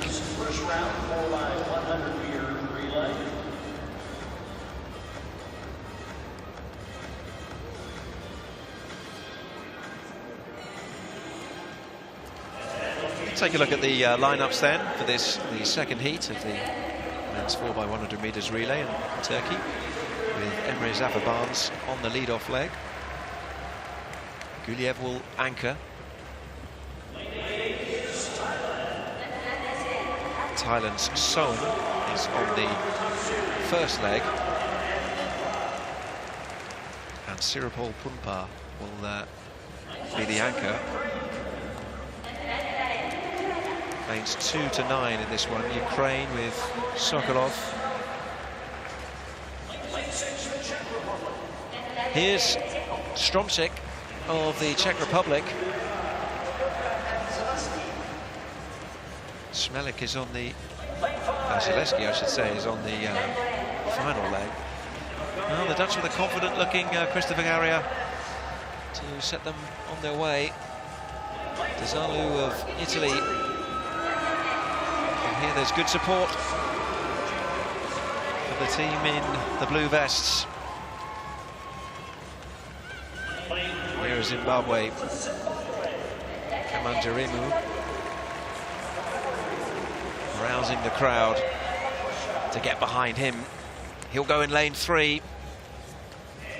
And here are the French. Mohamedou Fall. Will hand to Jimmy Vico. European 100-metre co-record holder and a popular athletic figure in France.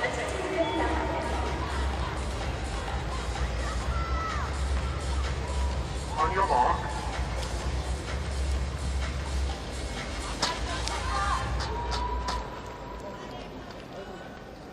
Lights beaming down on the International Stadium of Yokohama. This is the second heat of the men's 4x100 metres. France in 2, Zimbabwe 3, Italy 4, Netherlands 5, Czech Republic 6, Ukraine 7, Thailand 8, and Turkey 9. The Turks have a tough draw, but they do have Guliev, remember, on the anchor leg, and it's Zafarban's experienced sprinter who's got them off to a steady start on the outside in lane 9. The Dutch handing over as well, just about cleanly. There was a little bit of a skip there. Pretty even at the moment. Czech Republic looking pretty good with the Labour on that one. Here's the next change. Big shouts, off you go and away. And on the outside, Turkey, remember, poised to hand off to Guliev. The Italians just running out a little bit of steam. French on the inside. There was a big pause on their handover. Pretty tight, this one. Guliev's got a lot of work to do because the Italians are streaking clear at the moment. French on the inside. Here comes Guliev. France, Turkey get it on the inside in lane 9. On the outside, just beating out the French, who went into that last 100 in a good position. But Filippo Tortu, fastest Italian, the first to go sub 10 seconds over 100 metres, produces a storming finish and an Italian win in 38.29 for victory in the second heat in the men's 4x100 metres relay. Well, the national record holder, Filippo Tortu, the first man for Italy under 10-second barrier. Well, he didn't disappoint. The team didn't disappoint. They're pretty excited about their team winning that heat. Great third leg as well from Manenti. Really put everything into it. It's the first race we've seen the baton of all teams make it the whole way round. And how costly will it have been for the French on their last handover? Yes. Which is basically what's cost them second place there. You got to trust your incoming runner. If you look back at the footage of your relay changes and you have looked around, you know you've made a mistake in a 4x100. You want to have trust and complete faith that your runner is coming in at you, and you just stick that hand back and they push it in if you're doing the push pass. Well, I said the French might rue it, but at the moment they are being listed by 1/100 of a second of having edged out Turkey into third, so Guliev didn't quite do enough.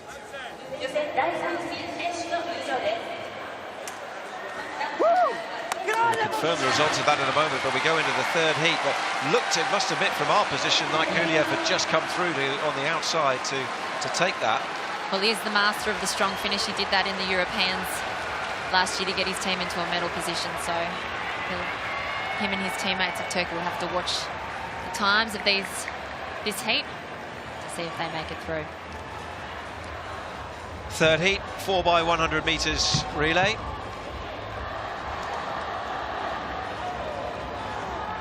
Big cheer because the Japanese are in this one, and they have Yoshidi Kiru. The Japanese spoke at the press conference yesterday about the practice work they've been putting in. They feel like they're in a pretty good place at the moment as well. And that'll be their lead-off man, Shuhei Tada. They've almost got rock star status here in Japan after their Olympic medals and their World Championship medals. They have a lot of pressure heaped on them. It's almost like what I'm guessing a Kathy Freeman would have felt leading into Sydney Olympics with the pressure of a nation. The Japanese absolutely love this men's 4x100 metre quartet. And this is great practice for them leading into Tokyo. Look, they're all come here to see them. They've got brilliant runners on each of the legs. Genuine rock star status. Great talents. Yamagata on the second leg. Second leg on the third. For the second fastest man in Japan.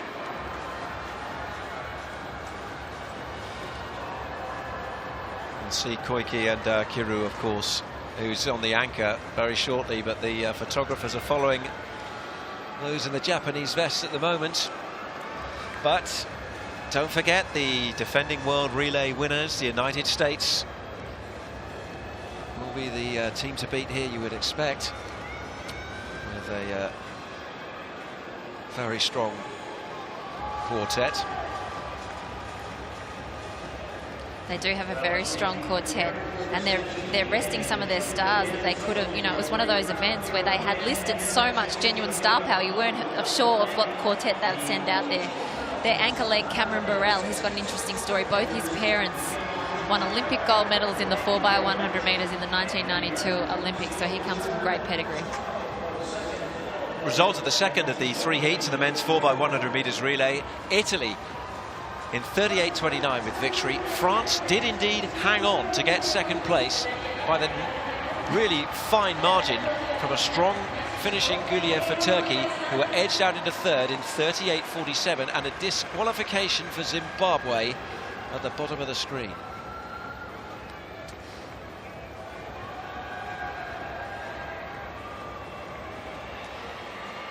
Cameron Burrell's auntie, Dawn Burrell, was also a US team member in the long jump, so there's a lot of talent within the Burrell family.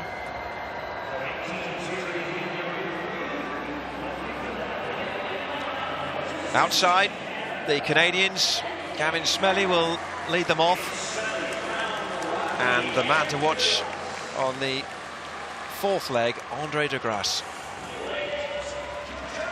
Back from injury, and a big year ahead for him. The roar for the Japanese, Shuhei Tada on the opening leg. Yamagata, Koike, Kiru then to bring them home, hopefully for the fans of this stadium, to success. Chinese Taipei are in lane 7. Tai Sheng Wei will get them started out of the blocks.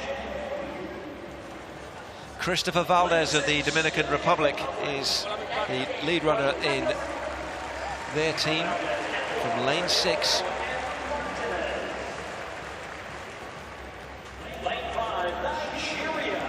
Here are the Nigerians, Adagoki on the first leg. It's Sakiri on the fourth. Here's the United States.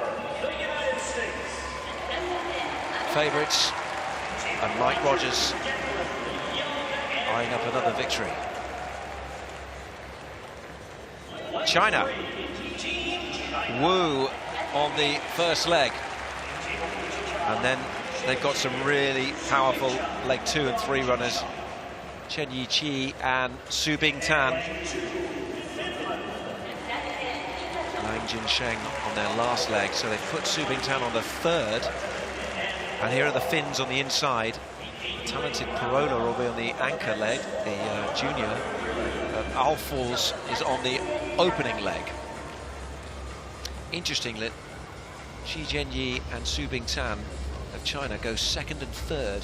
Well, they'll want to give Jianyi, of course, the longer, potentially longer back straight. With that new rule, you can really play around with some of these legs and make them extra long.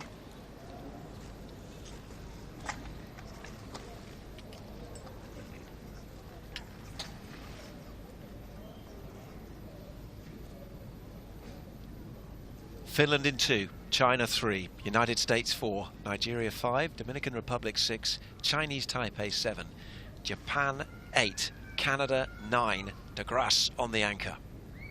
Set. It's a clean start. It's the third and final heat in this 4x100 metres. The roar of the crowd will certainly urge the Japanese on as they go into the first handover. Mike Rogers has the baton on, and the Japanese streak down that back straight with a really, really strong leg here from Yamagata to hand to Koike. The US still going strong with Gatlin handing to Young. Burrell poised for the back, but look at Japan. China in a great position as well, but they've really botched the handover, and so did the Japanese, and the Americans will come through. It's going to be Burrell for America, and China second, Japan third, and from the outside, Canada's De Grasse produced a strong last leg. But once again, the Americans in a 4x100 metres at a World Relays profit from mistakes around them, and Cameron Burrell takes a victory that at one stage looked pretty unlikely, but the Chinese and the Japanese with moments to forget in the last 100. Oh, that was heartbreaking because you could feel the nerves of the whole crowd, and there's almost this atmosphere of just shock because the Japanese were running so well, and we'd heard in the press conference that they were going to keep the changes really safe, and they did keep that change so safe from third to fourth, but unfortunately Kiryu just couldn't get in his hand. They do the up pass, which a lot of countries think is a little bit dangerous, and they went to get it and he just couldn't get it in his hands, and I don't think that they changed it within the changeover zone. So I'm hoping that that their third will be enough, but I'm pretty sure that they're out because that change was so messy and they could be disqualified anyway. Here's a look at the Americans from gun to tape. Rogers handover. That's a good one there. Yep. And that's Justin Gatlin, who was the anchor in 2017. And that's what you're after. You want that hand fully extended and the runner who's passing to have it extended. That was pretty close, so they made that change quite safe. What you're after is having optimal change with the baton, that it's, you know, as far outstretched as possible. You see here China had a lot of troubles, but I think they were still safe in that changeover zone. It was just Japan that had a really lot of trouble in terms of grabbing it out of that zone, but America kept it safe. Here we are with the Japanese team. Kirio takes off and he just can't grab it, and oh, good catch. Wow. But unfortunately, some of the crowd are thinking that it's okay, but it's outside of the zone. You're not actually allowed to do that. It has to be a clean pass. You cannot throw the change like that. I tell you what, full marks for the catch and the reactions, but it's going to be in vain for Japan. Oh, heartbreak. It's the upswing, as you see. We look at the different way that the batons are often changed. We were talking to Gail Devers earlier about, for a lot of nations, it's vertical these days. And this is incredible how it's actually batted on. And how Kuru has the presence of mind to still catch that baton at that point. Well, it's incredible.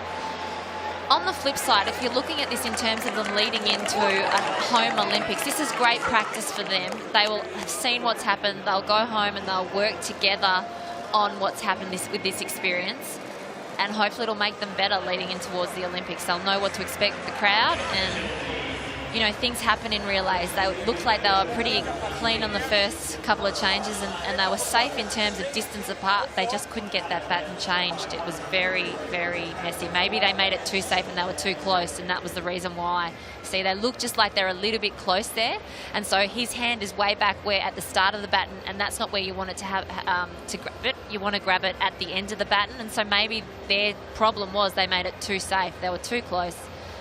And unfortunately, what we're seeing is a bit of a juggling act with the baton. But, oh, it's heartbreak for Japan.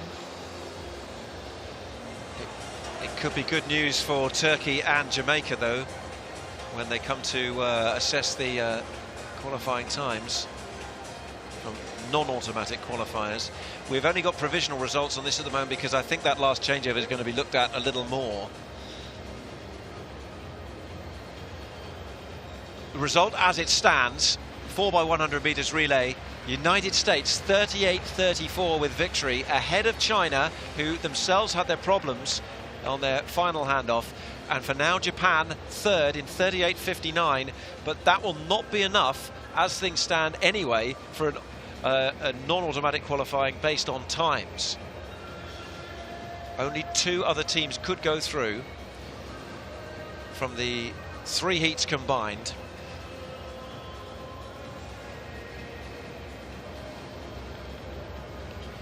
Well, they've seen some drama, and relays does bring that about, and my goodness, baton drops, baton juggles. Yeah, well, we spoke about them being rock stars here in Japan, and so you can see a little bit of disbelief on the faces of the crowd. They came to watch their famous four, and unfortunately the result didn't go the way that they had hoped.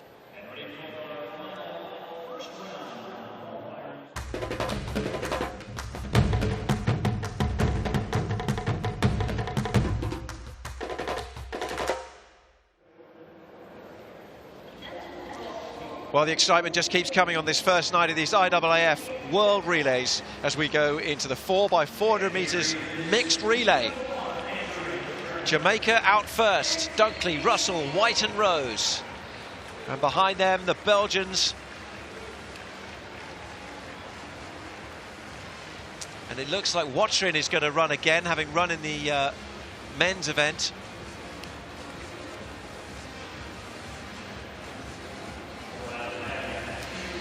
And we can't see, but it looks like Sakur is also going to run again as well for the Belgium team. So it's a good training session. It's something that you probably as an athlete would like to do at this time of year leading into a season. So the Belgians will have some tired legs out there. Camille Laus is also running again.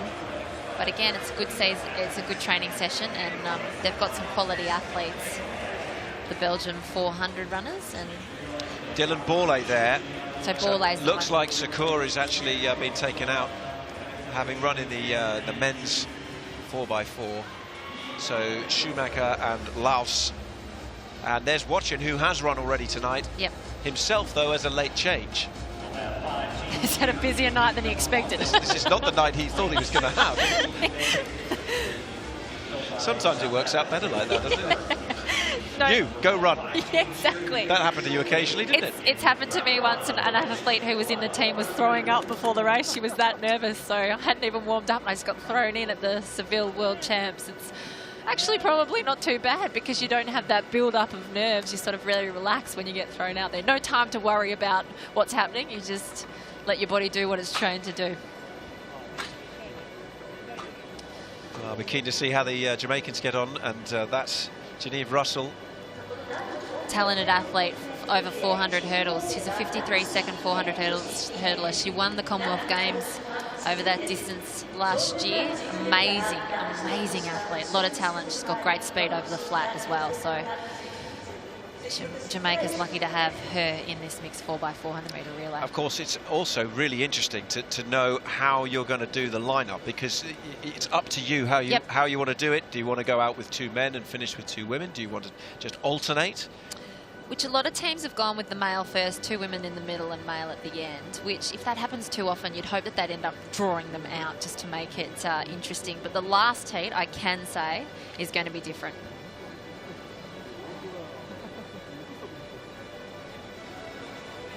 Yeah, the Jamaicans are going to go out with Fitzroy Dunkley, who's going to hand to Genevieve Russell, who will then go to Rhonda White, and then Jamari Rose is going to bring them home. The Belgians have gone out with a man, so do the Indians, South Africa, Halpin and Carvalho for Brazil. So it's almost, it is an exclusively first leg male run. Yeah. It's one of those things in a 4x4 where you want to get a good lead so that it keeps the changeovers a little bit clearer and cleaner. But when everyone's doing the same thing, it makes it a little bit different. But if it does work out, because we're still learning this event, if it does work out that everyone does that, IAAF may look at ways of seeing if they can get people to do it differently. So you see the excitement of the male versus the female. Well, we're standing by for the first of the 3 heats in the mixed 4x400 metres relay. News from that dramatic last race that we had in the 4x100 metres. Nigeria disqualified running out of lane. And Japan are out for actually what was termed an illegal baton exchange on that last one. It may have been against the rules, but I fail to see a better one. I don't think you'll see a better one this year in terms of the concentration required. I don't think you could do that again if you tried. I think there would be many a cricketer back in your home country who'll be admiring the safe hands of Karun. Yes. Right, let's run through this first of the 3 4x400 mixed relay races. And it's Brazil on the outside with Lucas Carvalho. So you'll see the way they're going to go. They're going to go male, female, female, male. Australia with Ian Halpin, handing to Rebecca Bennett, Angeline Blackburn, and then Luke Stevens on the anchor. Yes, he's a chef from the Blue Mountains, is Ian Halpin. He's having a huge year. I don't think he would have expected the start of the year to be out here running for Australia, but he has had a brilliant year so far. The Indians are in lane 5, and that's Jitu Bebi. He'll hand to Baisha, and then Praki, before a male, Anthony Alex, does the anchor leg. Julian Watchin's had a busy night, and now he goes out for Belgium on the first leg, and Dylan Borley is now on the anchor. And I'm thinking back to whether we saw Dylan Borley run earlier as well, as we look at the Jamaicans, with Fitzroy Dunkley will hand to Genevieve Russell, over there to Rhonda White, and Jamari Rose brings them home. They start in lane 3.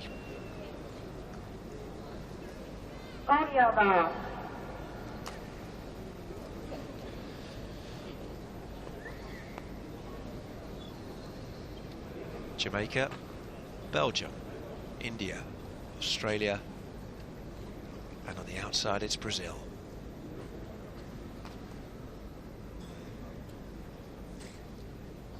So they settle in their blocks for the first of these heats.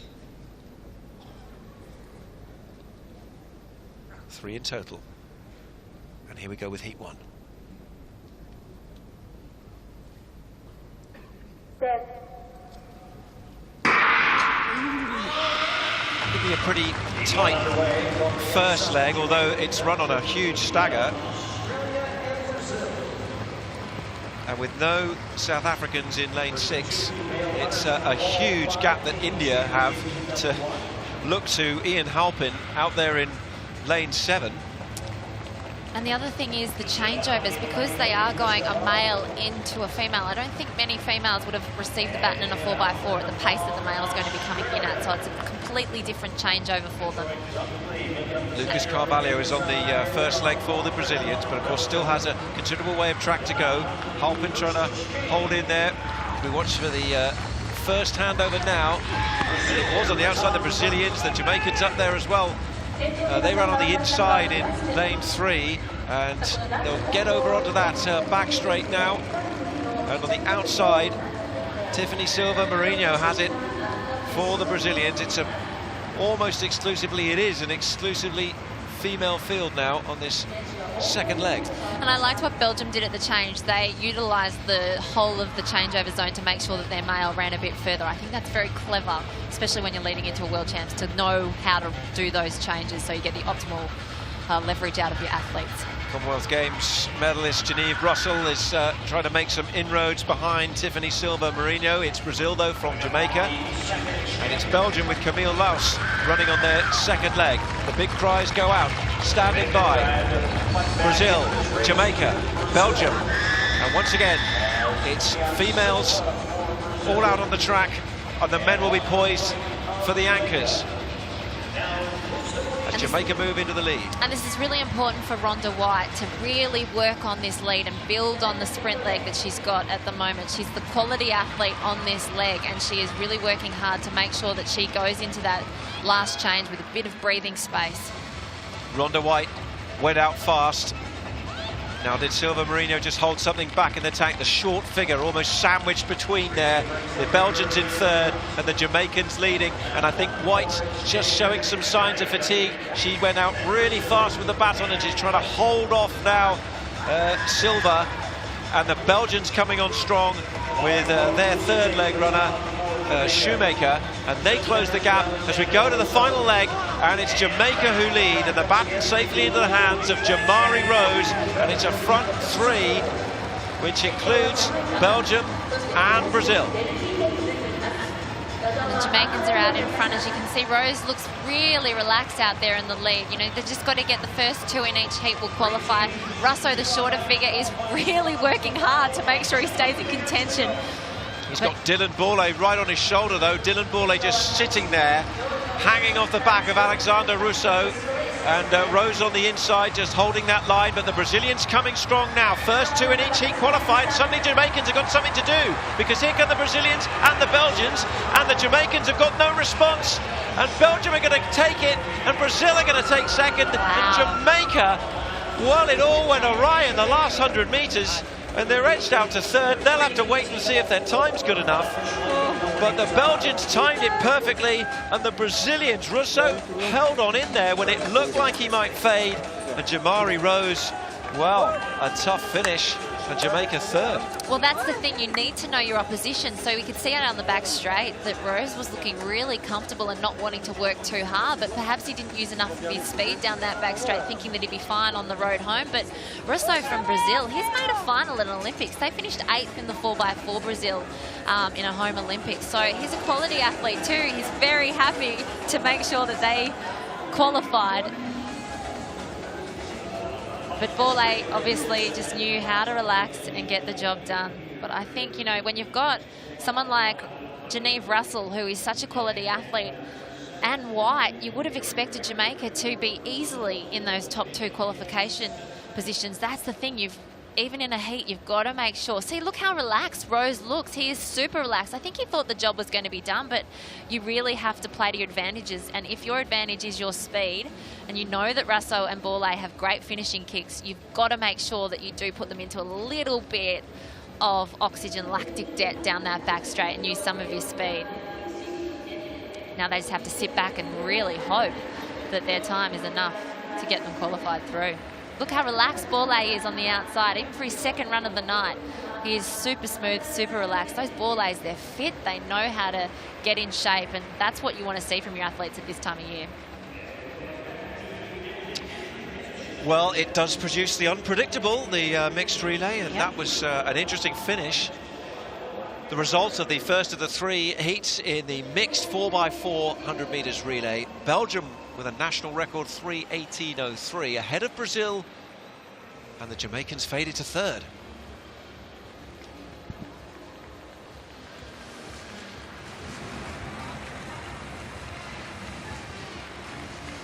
Here we go with heat 2.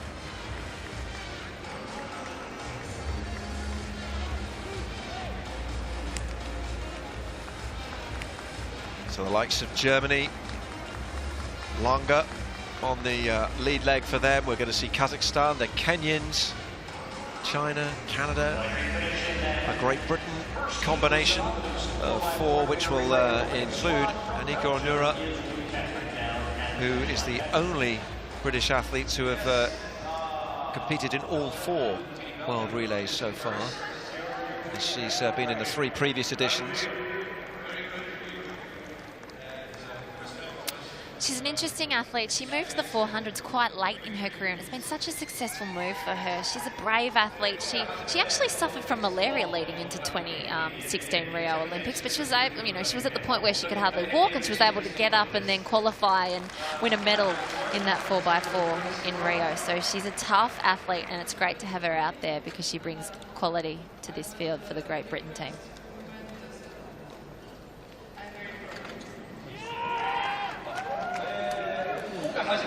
Alex Haydock-Wilson and Jamal Roden-Stevens are the 2 male runners. They will go in 1 and 4 in terms of legs. And there's Finette Agipong, who will go on the 2nd leg for Great Britain.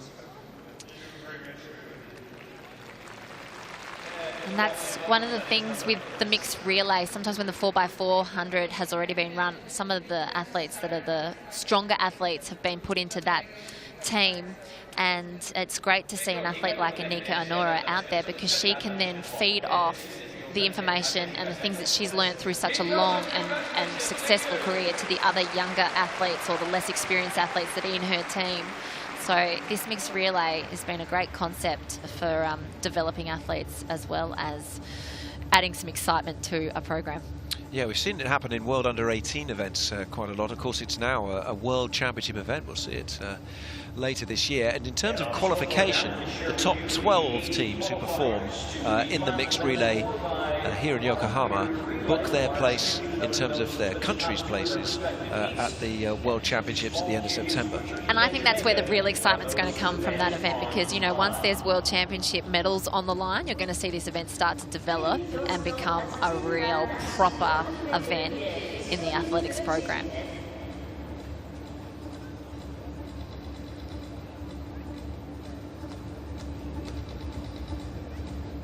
So the final moments before the opening leg runners stand by. Remember, the rule is that there is no defined order in which you can put your 4 athletes out there, your 2 men, your 2 women.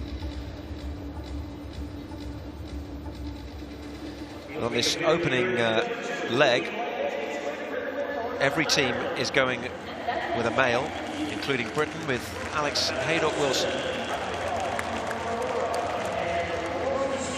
And here's Austin Cole on the lead leg for Canada in lane 7.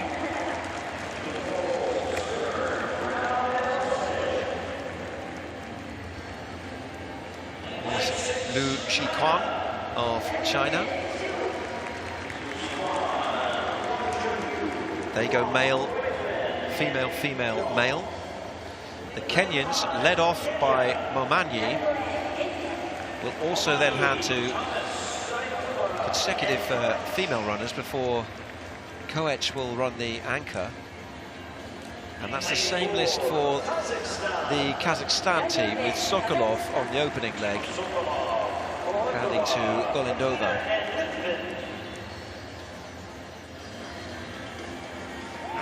Germans follow suit. Tobias Langer handing to Laura Müller and Nadine Gonska.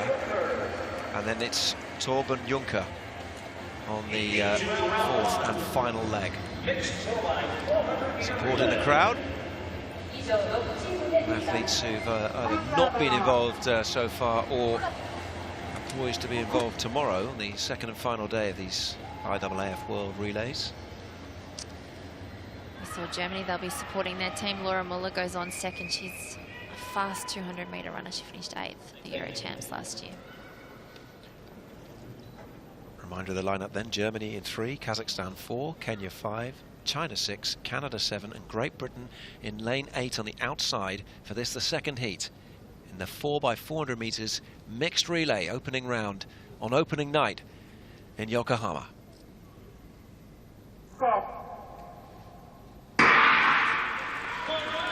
It's another clean start.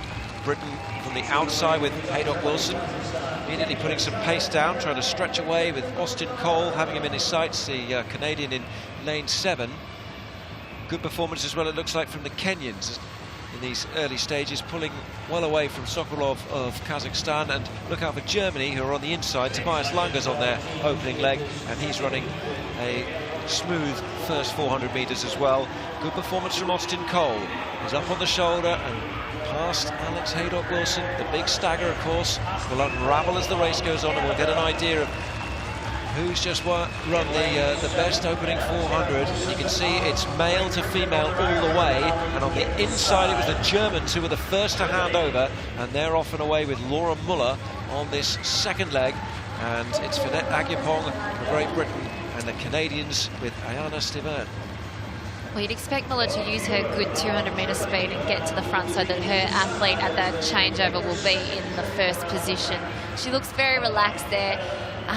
Canada looks strong coming through into second position, and Great Britain in the third. And at the moment, trailing well at the back are Kazakhstan and China, and they've basically gone with the same lineup, so it's going to be interesting to see if they've any way of eating back in to that deficit. But it's the Germans who have a strong lead now as Müller prepares to hand over to another female runner in Nadine Gonska, and indeed every team will do so, with Germany leading and the Canadians with the second handover.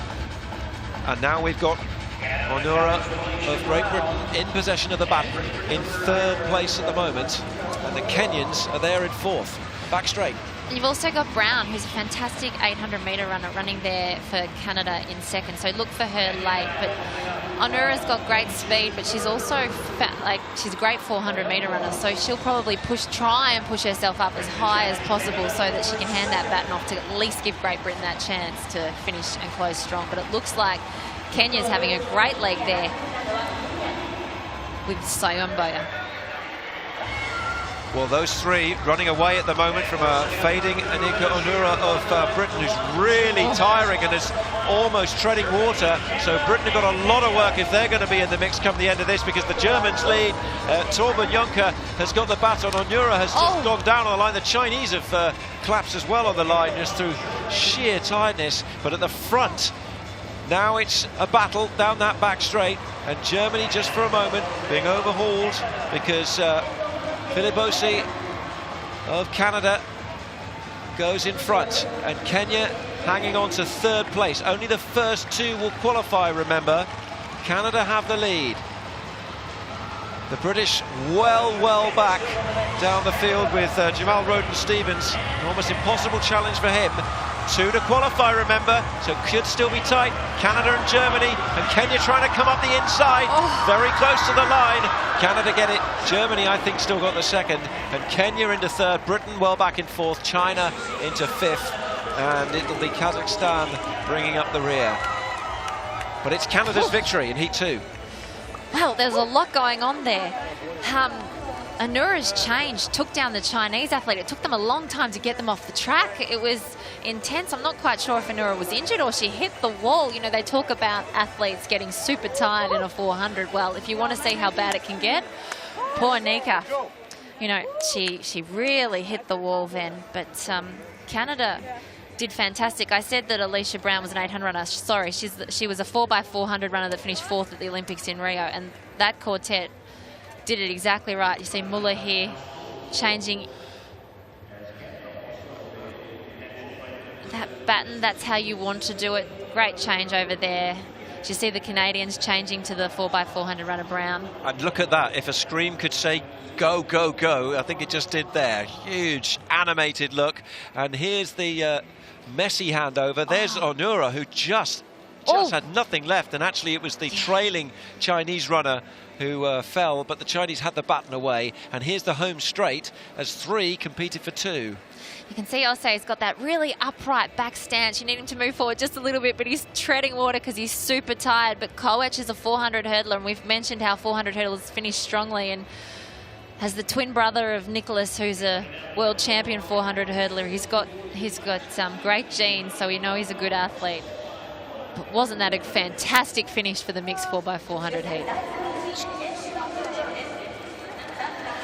Well, we've got some news from the first heat to bring you as well, because there's been a disqualification on review. And here's the result. Belgium disqualified.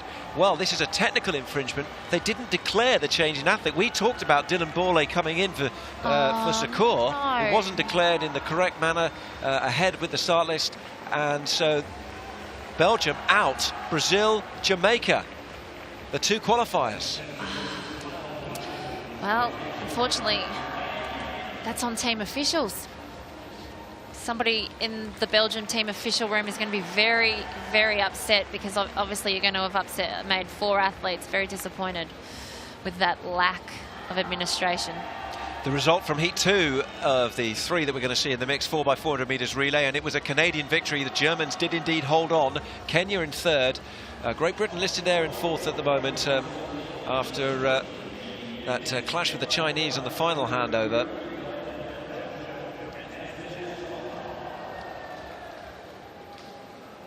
That's one thing that you want to make sure happens in mixed relays, that you do, because those changes can get quite rough. And so when you have females and males out there, you want to make sure that you keep it as tight and as clean as you possibly can. And I'm sure that they're all respectful out there and they're trying to do the right thing. But unfortunately, accidents happen. And in this case, it was the 2 females, but you see it quite a lot with the change once the baton goes. The athlete trying to run past an athlete hits the brick wall, but hopefully we'll have no more problems like that in this next heat. I think it's really interesting though, to hear you explain, hitting that wall like that. I mean, that was really, you don't see it illustrated quite as dramatically on a world stage as it was there. We're in the meantime, by the way, looking at the athletes for Heat 3, and there is Myleik Curley from the Curley family. Yeah. What a group of athletes they produced. Fred Curley's brother. Yeah. And Myleik will be running the 2nd leg for the United States in lane, or they start in lane 7. They're going to start with Brianna Thomas running the opening leg before Curley will take it on. So there's going to be a little bit of change in this race. And the US just mixing it up a bit by sending out a female for the first leg. Love it. Curley will almost certainly then start from a position trailing a little and have to pull America back into it. But of course, the other teams generally, and in every case for this one, are going with a female on the 2nd leg.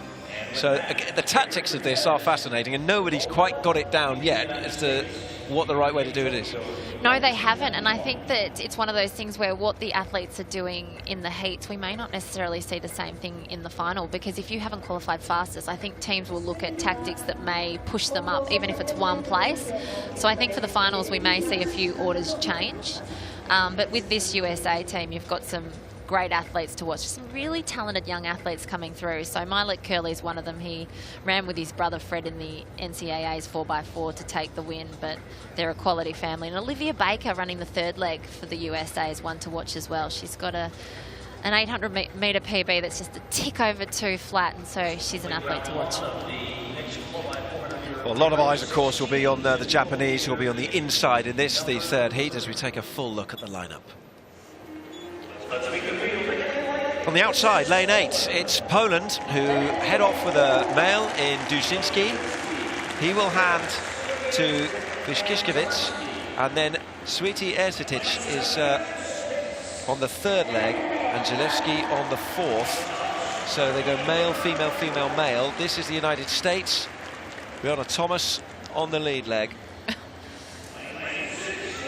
Curley on the second. Baker and Wright make up the rest of the team. The French with Hapio.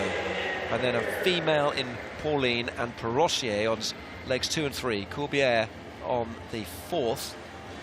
The Italians, David Ray, handing to female in Trevisan, and then a male with Howe, and then Lokodo will bring them home, the female on the fourth leg. So they go male, female, male, female. Male, female, male, female also for Papua New Guinea. Wanga is on the opening leg.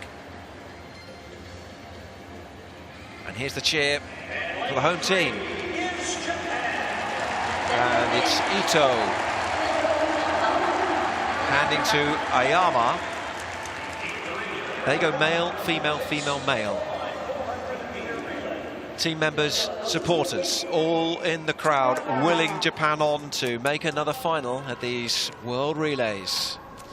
And I think the most nervous athlete out there would have to be the United States, Brianna Thomas, because she's going to have to pretty much run a time trial and just let the athletes go past her and try and get her pace exactly right.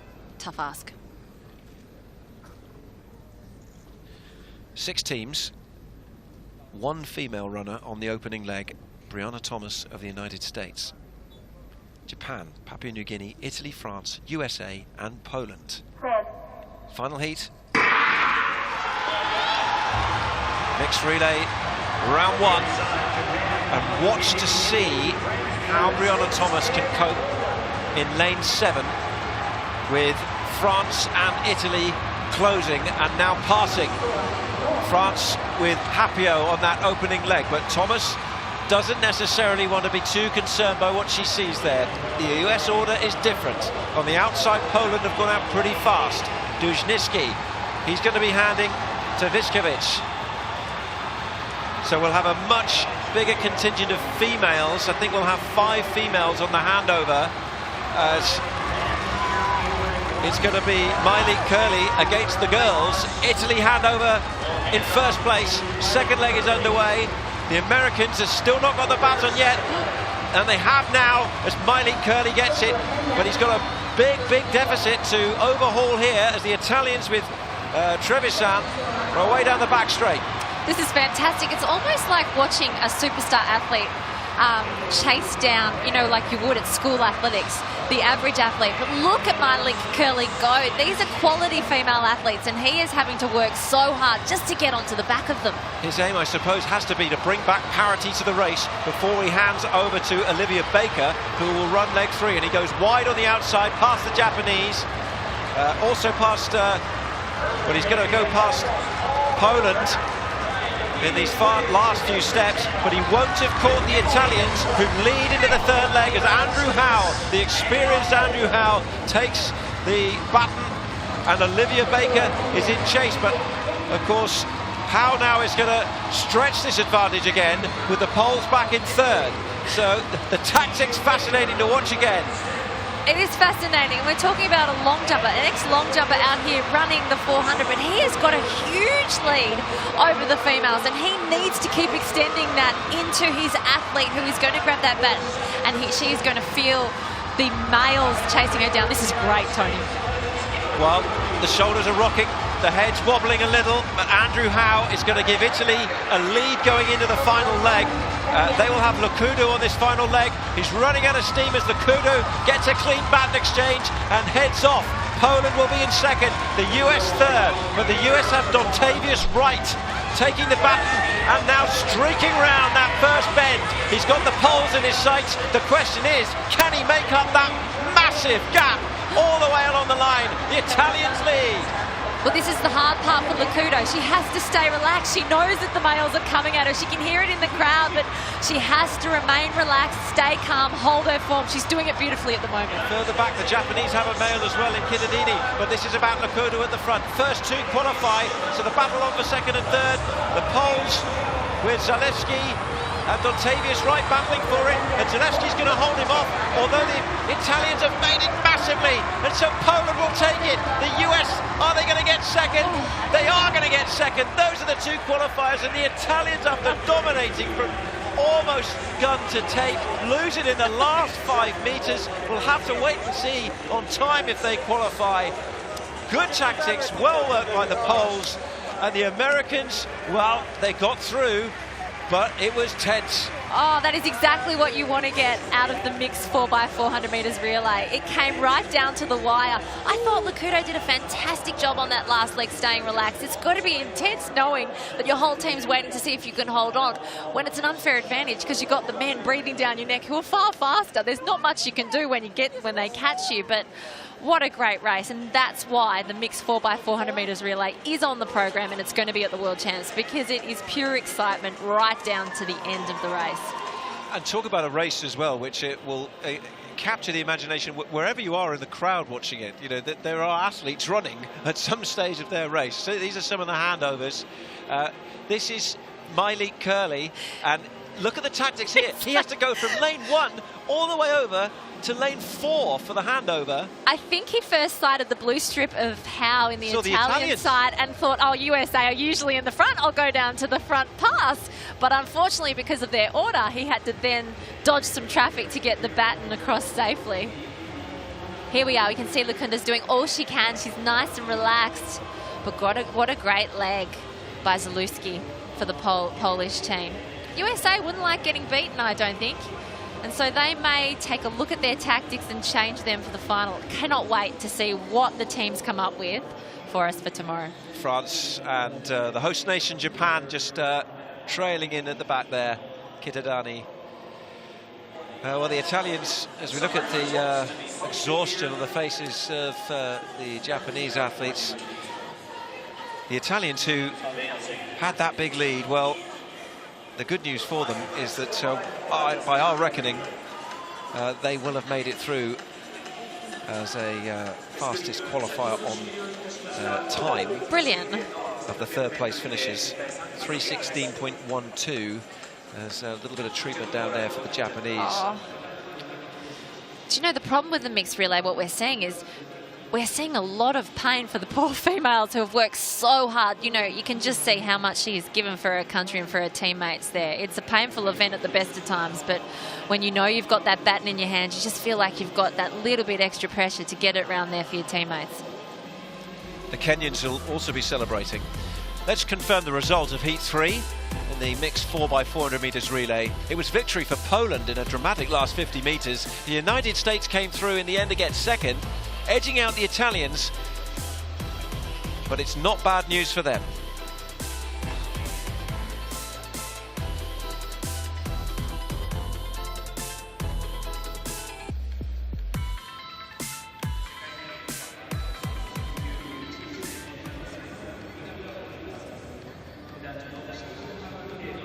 Well, it's a crowd poised for a big final.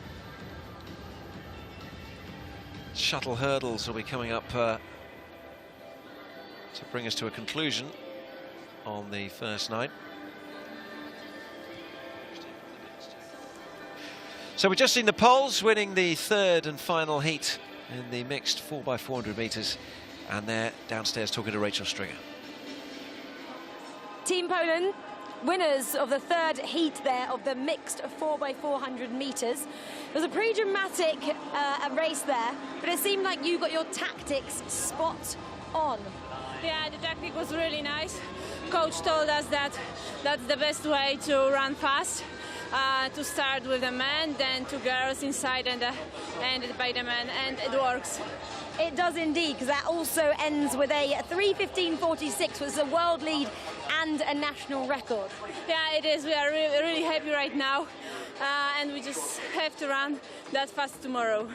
And how fun is it to run with the boys? It is. It's really difficult to change during the race between the leg, but it's really fun. And what is it like to receive the baton as well off a male? Maybe they can be quite aggressive with their handover? Maybe just a little bit, but women are also aggressive in the race, so yeah, we can handle it. Congratulations on that race. Good luck in the final. Thank you.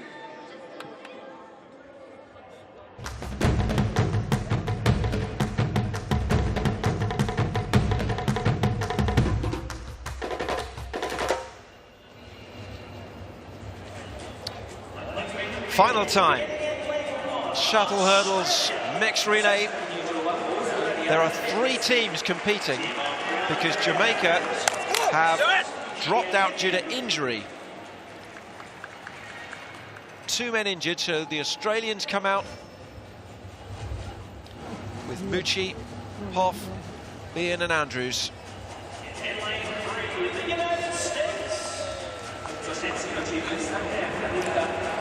And here's the US, and yeah, they've been thinking about that.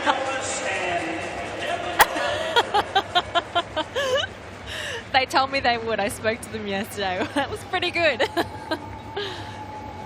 And Clemens has joined the lineup for this final. As has Devon Allen, which is US champ. Good replacement. Here are the Japanese. The 3rd and final finalists. I'm not sure they've quite coordinated that one quite right yet.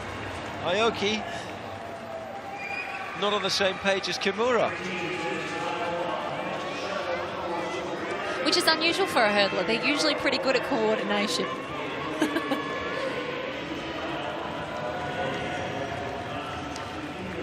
Wow. United States have so much depth in hurdling that 2 changes, they're still the team to watch. Devon Allen, who's been brought in, used to be a wide receiver for the Uni of Oregon. Talented athlete. Would have seen his girlfriend Morgan Mitchell run the 4x400 for Australia earlier in the evening. It's 8 years since his last relay. So let's find out a little bit more about these American hurdlers.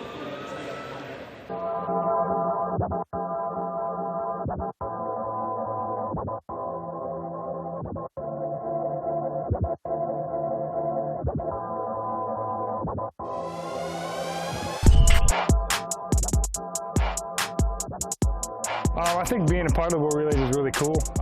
Like ever since the inception a few years ago, finally we have the mixed shuttle relay, and that's pretty cool. And I think being USA and having such a dominant hurdle force, men and women, we have a good chance of winning it. We have not done much practice with the guys yet. We will tomorrow. We'll do it a day before the relay. So hopefully that turns out really, really well for us. But with the women on our side, we have some of the best hurdlers in the world. So I think it gives us definitely an advantage. Women versus women, men versus men. I think the women are going to kill it. Of course, we're coming here to win it all.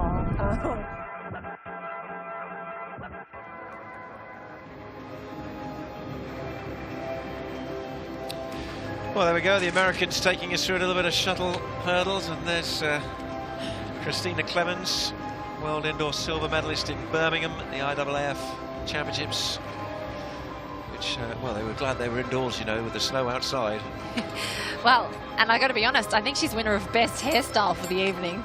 Always a star presentation. Look at that. I reckon I reckon she's done it for Japan. The little chopsticks through the hairstyle. I love it. Little nod to the local culture. Yes. There's Celeste Mucci. A very good heptathlete, young up-and-coming athlete. Nicholas Hoff, he's actually got his own app in proof reading. He's a very smart cookie and a great competitor, as we saw at the Commonwealth Games when he came through to take that bronze medal over athletes who were probably expected to win it more. Interesting psychology here is that the Americans have decided to go with 2 out of the 4 new runners, having not. The others have had a go at this. The others have done this. They've been out there, they've been on the track, they've done it. The US have changed it round. Yeah, it's an interesting one. Fresh legs. Well, let's take a look at them all. The inside lane will be the Australians, so running from the finish back to the start, Brianna Bean. Nicholas Hoff will then run the second leg, a former youth Olympic champion. There's Christina Clemens, mentioned her silver medal over 60-metre hurdles in Birmingham last year. Freddie Crittenden ran in the heats and produced a really good leg. Devon Allen still to come. Here are the Japanese, the 3rd finalists, with Kimura, 2nd at the Asian Championships, getting the cries from the crowd. And Takayama will be running back the other way. over the male hurdle height, 110-meter hurdles. There's the rest of the lineup, including the anchor runner, the Japanese record holder, Taiyo Kanai.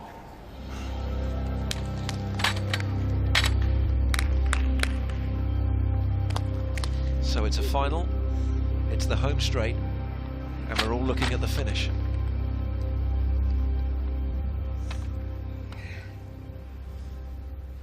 A historic first at these World Relay here in Yokohama. The first ever shuttle hurdles relay mixed final. Oh, and it's a false start. Well. Oh, no. Are we going to see 3-2? Well, we'll have to wait and see where we are on reaction times and whether we will get maybe a green card, which will be a technical infringement, which will allow all three to continue, or the drama. Let's have a look, Tamsin. Well, to the naked eye, it looked like Australia moved, to be honest, and that's why I was a little bit of a gasp. I mean, I'd gasp for all of the ladies. You don't want to see anyone disqualified, but unfortunately it looks like Brianna Behan is the one who got them disqualified. She'll be extremely upset with this. The reaction time is coming through as 0.010, so anything under 0.1 and you're in trouble, and Australia are going to go.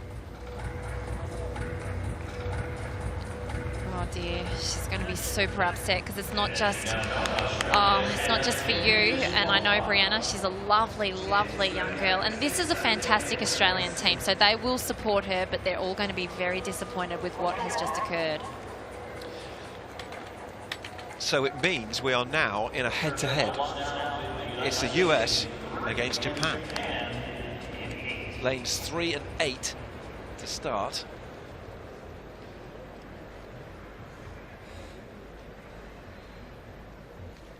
So they're back in their blocks.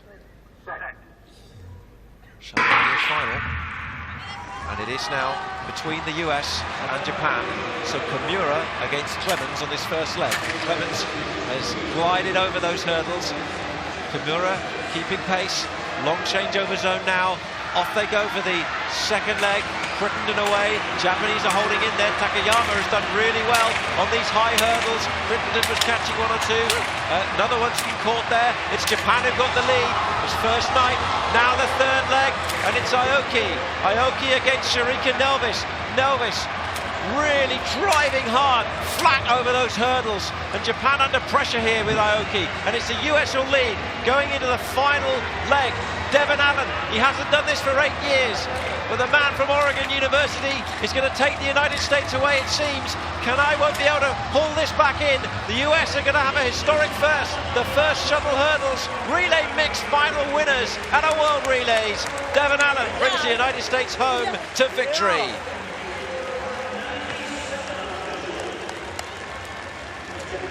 Well, I think that Devon Allen kept it really safe then because he knew that Sharika Nelvis had really blown that race apart in the third leg. I think Freddie Crittenden really sat in the blocks for that change. He just sat there and he didn't move. So I'm guessing that he was trying to make sure that he kept it safe because they knew that they were the quality team of the competition. That's what happened when you lose a few teams. They could really take a little bit of a relaxed look into it and make sure that everything they did was safe. And, you know, that's smart because they want to work away as the winners. But it was a fantastic leg by Sharika Nelvis. I was impressed with Kimura, the first leg for Japan. She has done some training with Sally Pearson and it's starting to show. She looked really clean over those hurdles and great technician and was very, very fast. So it's a US victory in Japan on this opening night. And the host nation second. And Kimura and Aoki will join Takayama and Kanai. And they have their own little place in history because second place is Japan's best ever result at a World Relays. This is Nelvis driving away. Yeah, you can just see how great Sharika's lead leg is. She snaps it down so quickly. It's amazing. And Devon Allen, you know, as I said, he was a wide receiver for Uni of Oregon. He's a quality athlete. You know, he made the Olympic final in 2016. He looks very comfortable here when he knows that he's away and he's safe. Because of that team aspect of this event, you just want to make sure those hurdles are extremely high for the men. You know, he's clipping a few of them on the way through, but he's keeping it very safe, and he still looks quite conservative there. He's relaxed as he's running. Last time he did this, he was in high school, and the hurdles wouldn't have been that height in high school. You know, the TV doesn't do it justice. You've got to stand next to them, because these lads are really tall. But, you know, if the average height person went and stood next to them, you'd have huge respect for what they are doing out there as athletes. USA are the strongest hurdling nation. They have been for so long. So it's, you know, it's what we expected to see. And this quartet, quality athletes, and the athletes who got them through to the final were brilliant as well.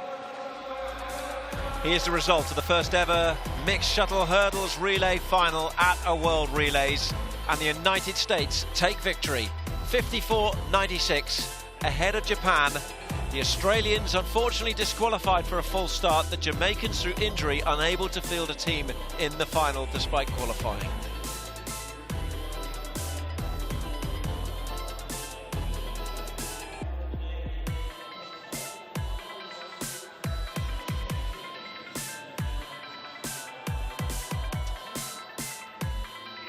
This is what we've got coming up on the second day of these IAAF World Relays, and it's finals virtually all the way. The 4x200 metres will get us underway, and the 4x4 finals in the middle of the session. And having seen the heats of the 4x2, we'll get the finals as well. Tamsin, quick word and a highlight for you from this first evening. Oh, I think it was the 4x1s, watching the highs and the lows. There was heaps of emotion out there. That's what you expect with World Relays, and it's so lovely to see the smiles of the USA team at the end of the evening. Well, those may be the faces of this first night, the victorious shuttle hurdles relay mixed team, and they have taken the Americans to a mark of 16 points in the total standings after this first evening, but they're hot on their heels, followed by the host nation, Japan. We'll have lots more drama to bring you on the second night of these IAAF World Relays from here at the International Stadium in Yokohama. But thanks for joining us, and for now, it's sayonara, and join us again tomorrow.